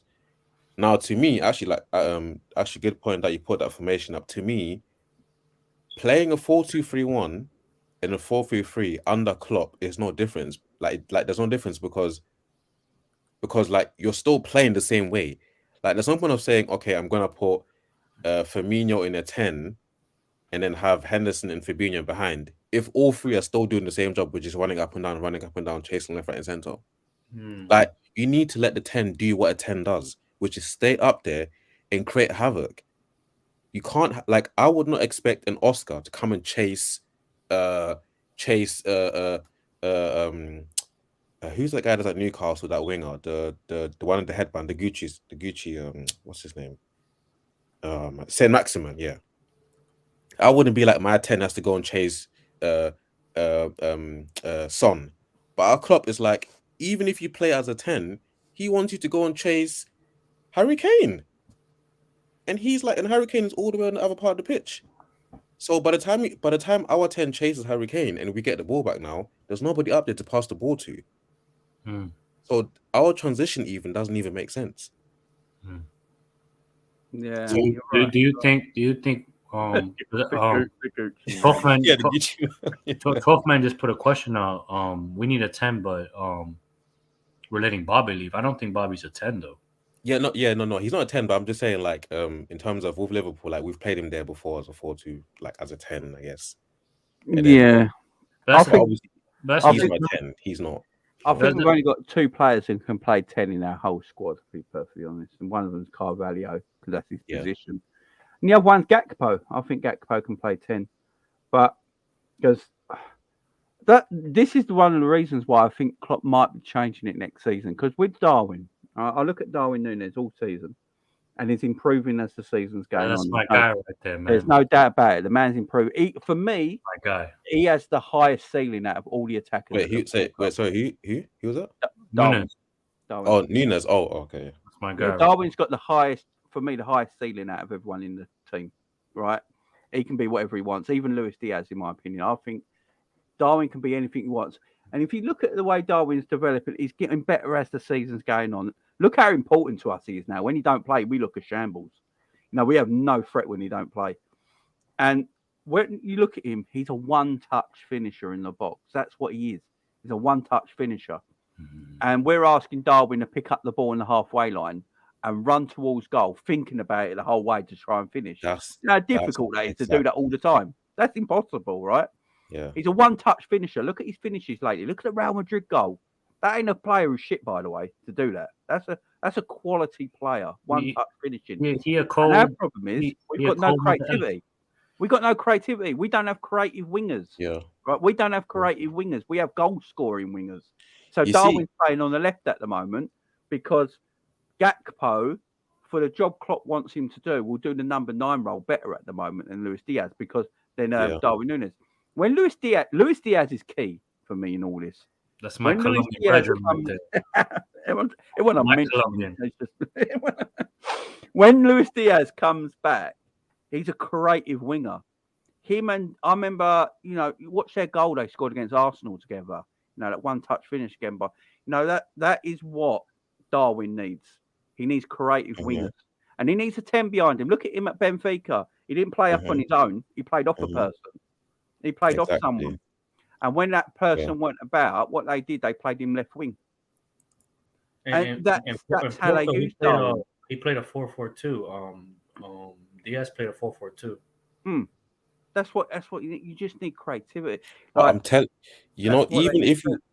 even do you know what Jamie said is that literally just imagine, even though I know how Coutinho left and all that stuff, I know we can't get him back, but the whole thing about playing a 4-2-3-1 is that you literally it's like you don't know where the danger's coming from. It could be Diaz, it could be Nunes, it could be Salah, and then let's just say if we had a Coutinho type playing in a 10, not a Firmino type, a Coutinho type playing in a 10, you're going to have to worry about 1, 2, 3, 4 players, and you don't know who's going to score because all of them can cause havoc. And then you've got 2 people just sitting there waiting just in case we lose the ball and we can pick up again. That's really what we need. We just need 2 players that can sit there because we all know what Trent's going to do. Trent's going to go up there and sleep there. He doesn't want to come back. We all know what he's going to do. He can do whatever he wants if he wants. As long as we've got 2 CDMs, like for example, I wouldn't mind if we had a Declan Rice and a Fabinho, or a Declan Rice and a Caicedo just sitting there. I just need you guys to sit there just in case we know they hit us on the breaks, but let the front 4 do what they do best and just let them go and attack. An actual 10 that can dribble past players with neat feet, that Brazilian, Colombian, flary style, wherever they do those, quick. I'm Colombian, man. We don't got no player like that right now. Okay, but you know what I mean? Like I'm talking about the Coutinho. That example. They got the crazy feet, the techers, the free kicks, like those types of players. Him, Nunes, and Jamie's right. Nunes is a player to where he's like he doesn't want to think about what he's doing. He just wants to do it. You play the ball to him. I'm not gonna say he's like Torres, but he's very much like he's got the physical attributes to where just play the ball to him and he just hits it, and it will most likely go in. Now to us viewing him, it looks like he doesn't know what he's doing, but to him himself, his playing style works. But to us watching him, we're looking like, no, why is he doing all these crazy flicks? He's doing all these one-touch finishes. He's doing all these crazy things, but it works because that's his playing style. It does work. Yeah. So, it's what frustrates me about the club at the moment. Like, I can see what they're trying to build. They've got Gakpo in, they've got Luis Diaz, they've got Jota, they've got Darwin. I can see what they're trying to build there. They were looking at that front 3 needed replacing eventually. But with Darwin, the thing that frustrates me the most is I know he's a good player and he's a finisher if you put him in the right situations. What we're doing with Darwin at the moment, we're not. What Darwin's doing. The reason the crowd love him is because Darwin just gives 100% in every game. Yeah. And he chases everything. He gives his best. But what we're doing with Darwin at the moment, because he's our quickest player, and he's athletic and he's got good movement, we just put the ball over the top and basically tell him to fetch. That's what that's what we're doing at the moment, and that's why when he's having to run 40 yards with the ball and he don't hit the target, we're wondering why. But when you hit him in the box, he has that one chance to hit a goal. Look at his goal. Look, his goal against Wolves was a great finish. Yeah, it was a one-touch finish. Jota making apparently a foul. I'm not sure, right? And the goal was ruled out, but that was a great finish. And that's what he can do. He's an instinct finisher. He isn't an Omri who can run with the ball for 50 yards and bend it into the corner. That's not Suarez who could do that either. That's not his game. He's a one-touch instinct finisher, and we've got to get a team around him. I think we have to build a team around him, and we'll get the best out of him. But what I think we should do next season, I've been saying this today as well. I think Liverpool need a quality number 6. I think in the summer when we're trying to get a midfielder, I know everyone wants a number 8 or a goal scoring midfielder or something like that. But I've been thinking about it all day. And I've been thinking Fabinho was quality. There's no doubt about that. When we were winning Champions League and Premier League, he was up there as one of the best DMs in world football. There is no doubt about it. But that's gone. That Fabinho don't exist anymore. If you look at the top 3 teams in the Premier League, Arsenal, City, and Man United, they all arguably have 3 best DMs in the league. Yeah, and Jamie, I'm telling you, every team that dominates, you need and it's weird because for years Liverpool have somehow, because of Klopp's playing style, everything is about fast-paced excitement up and down. But DMs aren't really built for that. No, DMs just really want to sit there and do their job. They're not interested in running left, right, and center. Do you guys have any CDMs in mind? They're all gone. I mean, this is the problem. I know a lot of people are talking about Declan Rice at the moment, aren't they? A lot of people are talking about Declan Rice because he's got a year left at West Ham. He's leaving West Ham next summer. That's going to be a bidding war. Depending where he's going, you'd feel like Chelsea are probably the favourites for him, being that he's a Chelsea boy. But then if we're buying Mason Mount, he's his best mate, so we can lure him with Mount, can't we? Maybe that's why we're doing it. We're using Mason Mount as mate. I do like Declan Rice, though. He's not having I saw some criticism from Mount. Was it Talk Sport? They were criticising him the other day. Was it Roy Keane, wasn't it? Roy Keane was criticising him. He was, yeah. But he was saying about goals and assists. But that's not his job. That's not his game. That's not his job. His job is a defensive midfielder. He's to break up play. Get the control the game from midfield. I don't know what they want him to do. Sometimes I look at players and people go, "All right, that player ain't no good because he plays for so and so team." But look at the job he's doing in that team and the shit around him. You put them in a better scenario, they blossom. But Jamie, do you not think that that's the problem in football nowadays? Is that for some reason, and this is not even just pundits, and even a lot of people in our fan base, it's like they want every player to just be able to do everything. Yeah, it's not possible. No, all players should have roles. All players should have roles and stick to their role. It's like the moment I heard people start saying, "Well, Kante needs to score more goals," I was thinking, "What? What? When did he score goals?" Yeah, Makaleli should be getting 10 a season. So there is a player that I do want. He plays for Sporting. Manuel Ugarte. Yeah, that's what Uruguayan. About. I don't know, man. There's something about him that I think his tenacity is. If you look at his, because stats aren't everything, but I think it's a player that we are missing in regards to aggression, in regards to ball retention, in regards to carrying the ball forward. It's just, just I think a player like that would just transform the way we play. Especially if we want to stop getting hit on the counter and stop being so open at the back, we need players that are willing. We need players that just like to sit and defend. It's not everybody has to go and run up and down 24/7 a day. We're not gonna win games like that. Okay, we don't need 11 people in the box. We need people that can actually sit there and actually help us defend, because we clearly can't even defend with our back four. So we need more people to help us defend. Yeah, we need that mobility and pace in midfield that can also defend. You know, look, when Fabinho at his best, I've been saying this about Fabinho for a while. When he was at his best, when we won the Champions League and Premier League, he was up there with Casemiro as the DMs in world football. There's no doubt about it. How many times did you ever see Fabinho foul a man back then? Hardly ever. His reading of the game was excellent. You know, he got to the tackle and got to the ball before anyone else because his reading of the game was excellent. He's reading the game now because of his physical side of his game is dwindled a little bit. And look, Fabinho was never ultimately quick or anything like that. Yeah, but he never was. There's being quick and there's being mobile. There's being looser with your mobility as you move across the pitch. You know, you can be a bit lighter on your feet as you move across the pitch. It don't mean about pace.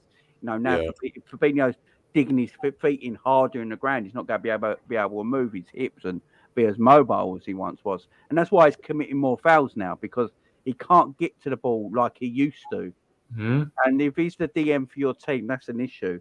You know, and when people keep telling me get legs around him and he looks better and all that, I hate that saying, because you're admitting you like Fabinho as a player, you want him to stay, so you want him to be carried in a team. And I don't want that as my DM. It's Casemiro's carrying United. No one's carrying Casemiro, and he's 2 years older than Fabinho. Yeah. You know, Arte is one of the reasons Arsenal are where they are in the league right now. You know, Rodri is a tremendous DM. Tremendous DM, and that's what we need. And that level of DM, they're all at clubs at the moment. So we need to look at a level that's just below that will work their way up as they're with the team to that level, like Fabinho did. And you know what, Jamie? You said Rodri. Do you know what? For you guys that don't even remember, Rodri actually, Pep actually dropped Rodri for a long time before. For a long time, because he wasn't playing well. Because I think it was Gundogan that was playing for a little while, and then Rodri started to come back. But he kept Fernandinho in the team for a while. Yes, it was Fernandinho. Yes, it wasn't Rodri. Rodri's just been recently coming out of nowhere, just being a boss. But look at Busquets at Barcelona. You know, these DM, like Busquets is coming to the end of his career now, and you can see that. And Fabinho to have this drop off at 29 is mad. That's why I want to see his actual passport, because this man ain't 29. It's like that picture. Have you seen that picture on Twitter of that Sudan goalkeeper who's meant to be 18? No way. Have you seen it? No. Let me see if I can find it. Hang on. Hang on. I'll pull it out. It was all over Twitter and Bar Sports and all that. Pull it out. He's meant to be 18, right? Hang on. I'm going to get this. Oh, you talking about the goalkeeper? Yeah. Have you seen it? Yeah, I've seen. Yeah, he plays a team in Sudan, I believe it is. Man looks like he's 60 years old, man. He's registered at 18. Here he is. I'm going to bring it up right now. This goalkeeper's 18 years of age. Oh, hell no. He's 18 apparently. He's registered for his team. I think it is in Sudan, or it might be the national team. I'm not sure actually. But he's registered as 18 years of age. You know, the funny thing too, he's nice. He's nice too. Wait, he's good. He's good. Oh, okay.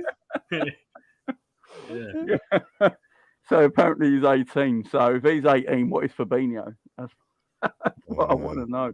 So if I found out Fabinho's real age is like 34, 35, I'll be like, this all makes sense. This ain't Fabinho's problem. He's just like, he's too old now. It's like Naby Keita. Have you seen that picture of Naby Keita when he joined Liverpool to now? He's injured again, correct? Right? Yeah, where Keita's hairline was here, and now it's here. Stressed. You know, he's stressed. Like, how old is Naby Keita, man? He's about to leave, and then he's injured again, right? Yeah, Naby Keita's done, man. He's injured again, ain't he? I don't know what he did this time. You know what injury he has? Say that again, Chris. Do you guys know what injury he has? No. I don't think it was said. I don't know. I think it might be an injury where it's like you're so shit you're not playing anymore. It might be. He's doing the Philip Coutinho by back. It might be one of them. Look, when he played that first half against, was it Real Madrid, was it, or Palace? I can't remember. It was now. Was it Palace? Palace. Yeah, it was. It was terrible. He looks like he don't want to be here no more. I mean, why put him on the pitch, man? It's just. I'll be surprised if we see Naby in a red shirt ever again. Now, I'll really be shocked. But he was offered a new contract though, too. Yeah, and talking about new contracts, so I just got a thing up here as well. Jurgen Klopp was very, very motivated to extend Bobby's contract. He was pushing until the end. He has often said it to the media, but he also told Firmino personally, Klopp wanted him to stay.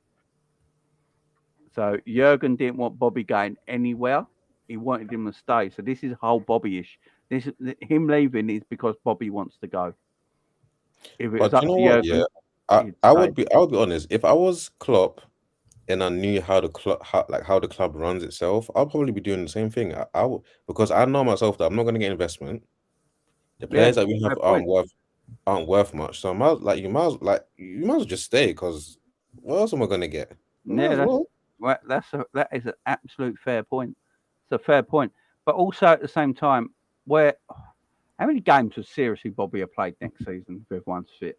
That's the issue as well. I mean, Bobby's probably looking at it like that and going, how many games are going to play? I could probably go somewhere. So the rumours are the two favourites to buy Bobby at the moment is Newcastle and Barcelona. Apparently I heard Dortmund and Bayer Leverkusen want them as well. Yeah, Xabi Alonso by Leverkusen is probably looking at him as well. He's cooking too. He's cooking too over there. We should swap him with that Diaby guy then. Yeah. We've got so many wingers already, isn't it? It's like we've got just so many. Someone getting Xabi's ear. Someone getting Alonso's ear over there. You know what? That Diaby kid, you don't want him there, do you? Bring him over. You can have Bobby. We'll throw Carol in as well. She makes a great toast. You know what I mean? So many players. I don't know. We've got so many attackers now that our team is stacked, but I can only really see Diaz and Nunes being like a real threat. And then on top of that, we can't spend any more up front because now we need to focus on other places. We need to definitely even on Van Dijk is 31 now. I mean, I don't know when he's turning 32. Matip has to go. I mean, he's just injured 24/7. Liverpool need another centre back in the summer as well. They do. What do you guys think of what Virgil said the other day about playing too much? Did you read about that? No, he's not saying anything wrong, to be honest. He said he played too much. So after his injury, when he came back after his injury, he's even said he didn't expect to play that much football. He's not wrong. It's a bit of a mad one that he's coming out and saying it, though. You know, because obviously, it's down to the manager who plays. And we all said it last season. Why is Virgil playing so much? He doesn't need to. No, Virgil, I remember when we were coasting games sometimes, 3 or 4-0, and Virgil would still play the whole 90 minutes. You'd be like, bring him off. Bring him off. And now I think you're seeing, I thought against Wolves, I thought Virgil looked like the old Virgil a bit. I thought he looked flawless against Wolves. I thought he looked fantastic. But you can see, he's been saying himself that his body don't feel right. He doesn't feel right when he goes out on the pitch right now. And, the games feel like a real effort to him because he hasn't got the energy. And that's just a bit of a damning, coming out and saying that. I think it's quite a damning thing where, we've got players there that, is it that Klopp don't trust the other centre backs if Virgil ain't around? Is that what Klopp's saying? That if Virgil's, we've seen it when Virgil's fit, straight back in the team. Yeah, always. No doubt about it, right? As soon as he's fit, straight back in the team. Do you think that means Klopp don't trust anyone else apart from Canate? I don't think we have the quality of other players that can play. I think even if if Van Dijk lost his leg tomorrow, but he could play in one, Klopp will still play him. I think he just would, because he knows that having Van Dijk in one leg is better than having Gomez and or Matip. And to be honest, I don't think that Konate is ready yet to even play on his own to where he can lead. Like you see how you can put an average to below average centre back next to Van Dijk and you can get away with it. Yeah. I don't think Konate is on that level yet to where he can carry a Gomez. Like I just don't think he can't do it on his own yet. He's only a young guy, and he's what? Is he 23? Yeah, And I think that's why Klopp plays Van Dijk a lot of times, because he knows that he's a leader. Yeah, like he knows. Like, do you guys remember in pre-season when we had Gomez and Konate play against that team that plays in France? I think it was pre-season and we got battered like 3-1. Yeah, the Salzburg game. Yeah, Jamie, I think I've never heard of that team before. That team was like second to last in League R in France. The only time I've seen that badge is when I think, when you play. I don't know if you guys have played Ultimate Team. When you play Ultimate Team and they give you like a free badge, I think I've seen that team before on there. It must be. Yeah, they give you that free badge. I think it's that team. They used to have that good right back in the day in Ultimate Team, Lala or something like that. His name was back in the day, French right back or whatever.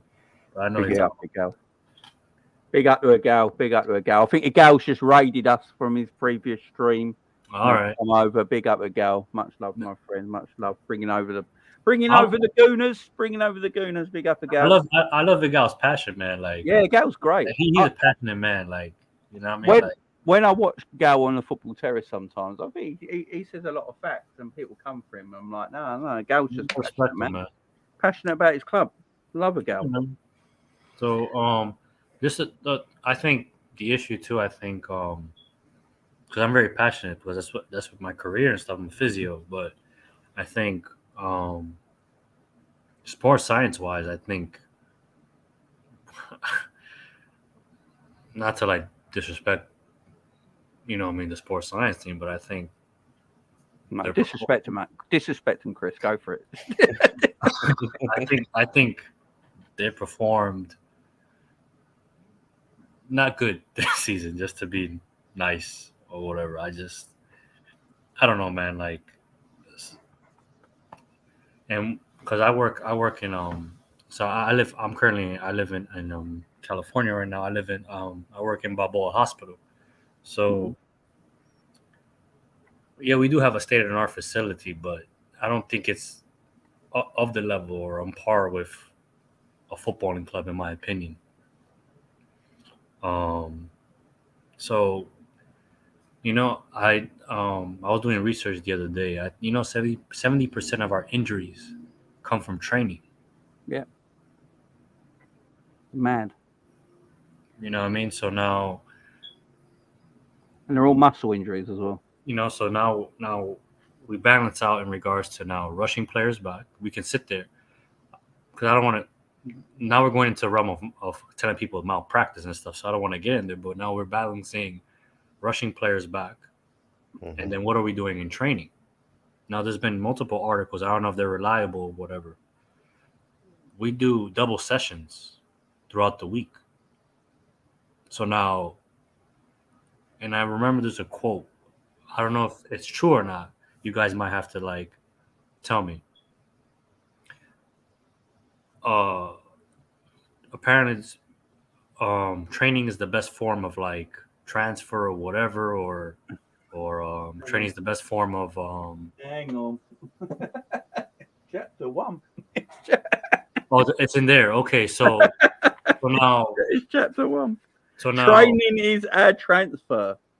There you go. So I won't read the prologue.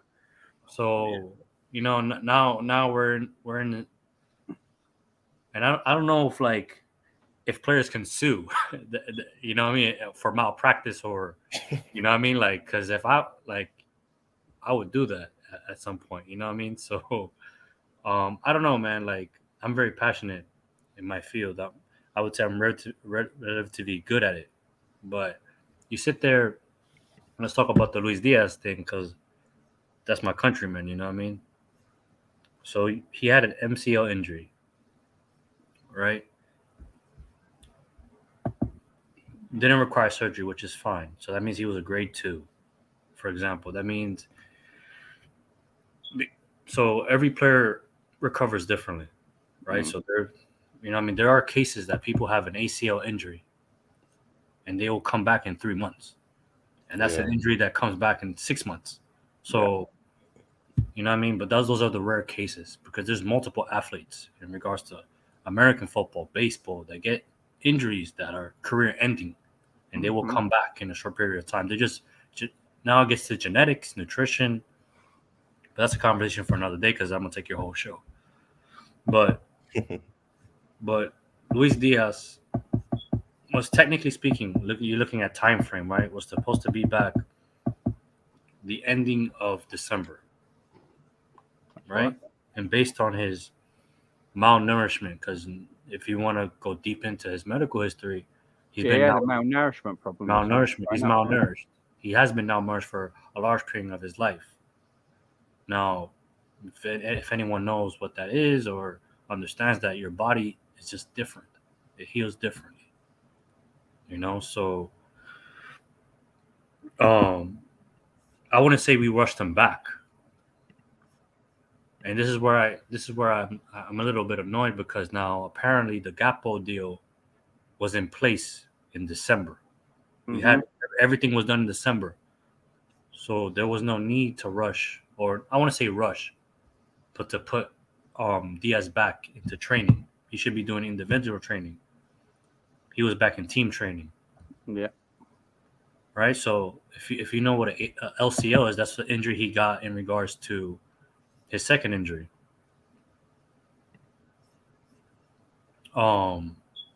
It's an impact injury.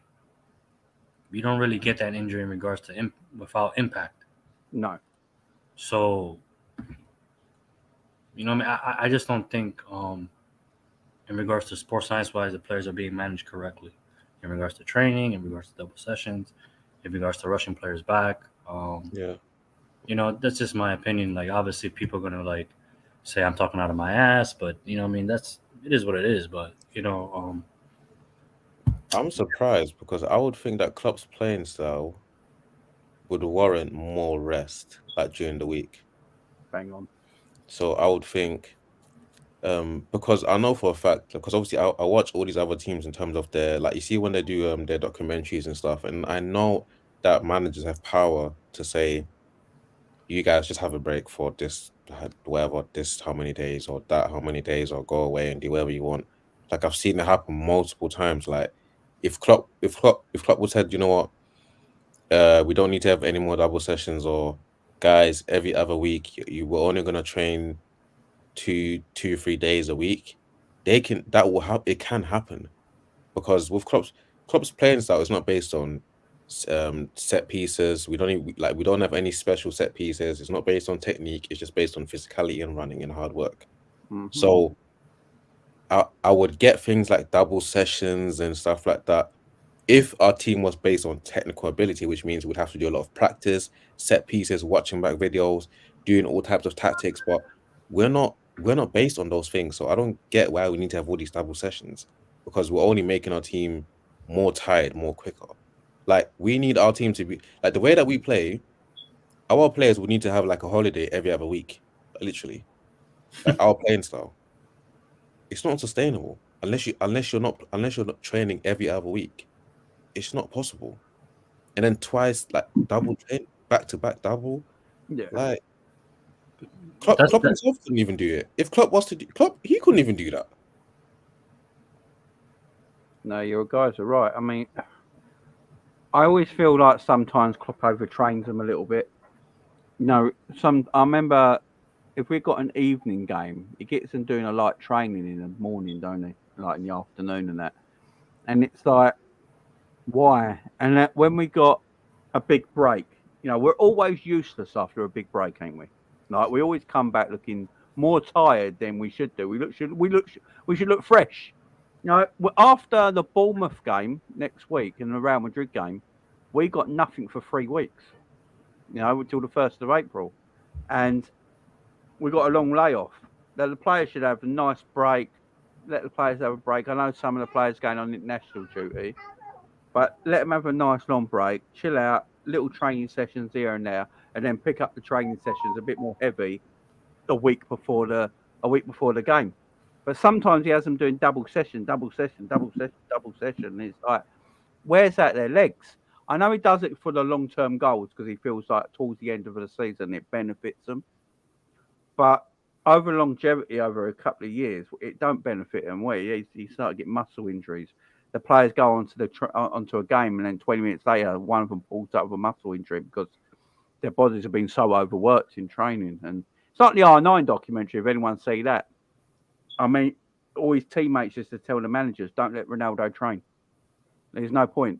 You know, he will win us the game on the weekend. He doesn't need to train so much because of his injuries. You know, don't worry about him. He'll win us. I mean, I think it was Christian Vieri who was talking about it. He was saying, let him into Milan. Don't train. Don't let him train. He will win us the game on Saturday. Don't worry about it. Let him do a couple of sessions. He doesn't need to train every single day.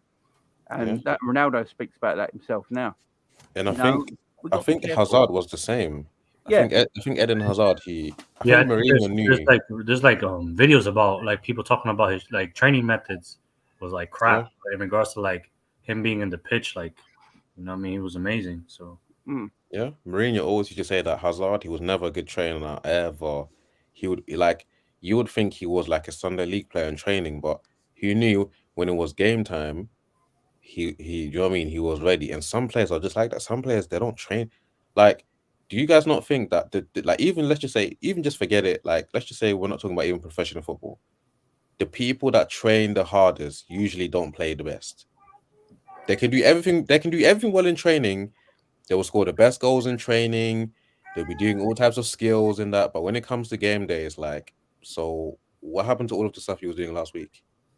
Like, it's because it's not the same, really. Training and playing games is really not the same. Because you're training and playing with players that you know. Like, if we was to all be in one team, I would know how Jamie plays. I would know how Chris plays. I would know how everybody plays in my team because I'm with you guys all day, all week. So I know what to do. But when you're playing against other teams, you can't predict it. So that's what, for me myself, I don't care about players training well or seeing videos of them doing overhead kicks and eyes closed, no goals. I don't care about any of that stuff because you're not doing it on the pitch when it comes to Saturdays, except for Darwin Núñez, because that's what he does. He likes his flicks and stuff, and it works. But do you get what I mean? Like, you see all these players doing crazy stuff in training, but when it comes to, like, Alexander Lacazette, for example, I used to watch it one time. I used to think, raw, like, he's doing some crazy stuff in Arsenal, but it's training. But when it came to game time, it's like, yeah, you know. I think it depends on the player, to be honest, too. I think a lot of players do need some training. Like, they just need instruction. You know, they need some type of consistency in regards to, like, the way they develop. Some breaking news, guys. There's some breaking news. So Inter Milan are talking to Bobby. We should get Barella. I heard Lukaku might be going back. So, yeah. Well, he's got to go back because he's only on loan, ain't he? Yeah, so it couldn't make sense. Yeah, they're looking at Bobby Inter Milan. Apparently, they're talking to him there. But I thought Inter have financial it's a free transfer, ain't it? So they can. I think it's just wages they have to worry about, and no transfer. That's why they can't buy Lukaku. I think they wanted to buy Lukaku, but they can't afford the financials for his whole package. Where with Bobby, it's just gonna be wages, ain't it? So yeah, I think that's gonna be all right for him. But guys, listen, we're gonna have to leave it there because we've gone over the 2-hour mark. It's been a great chat, tremendous chat, great insight. Big up to Drew. Thank you for joining me. Chris, thank you for joining me. I do appreciate it. Oh, my love, man. Oh, no worries. It's been a great chat, guys. Listen up, guys. I'll be back tomorrow at 6 p.m. for the Liverpool Man United preview. I've got Cass from Never a Foul joining me for that. Hopefully some more guests as well. Phil Gaze's man joining me as well. So it should be a lively one, guys. Talking about Liverpool Man United tomorrow night, and then I'll be back for the watch along on Sunday, guys. So make sure you all have a blessed weekend, whatever it is you're doing, guys. Make sure you have a good one. Enjoy the football.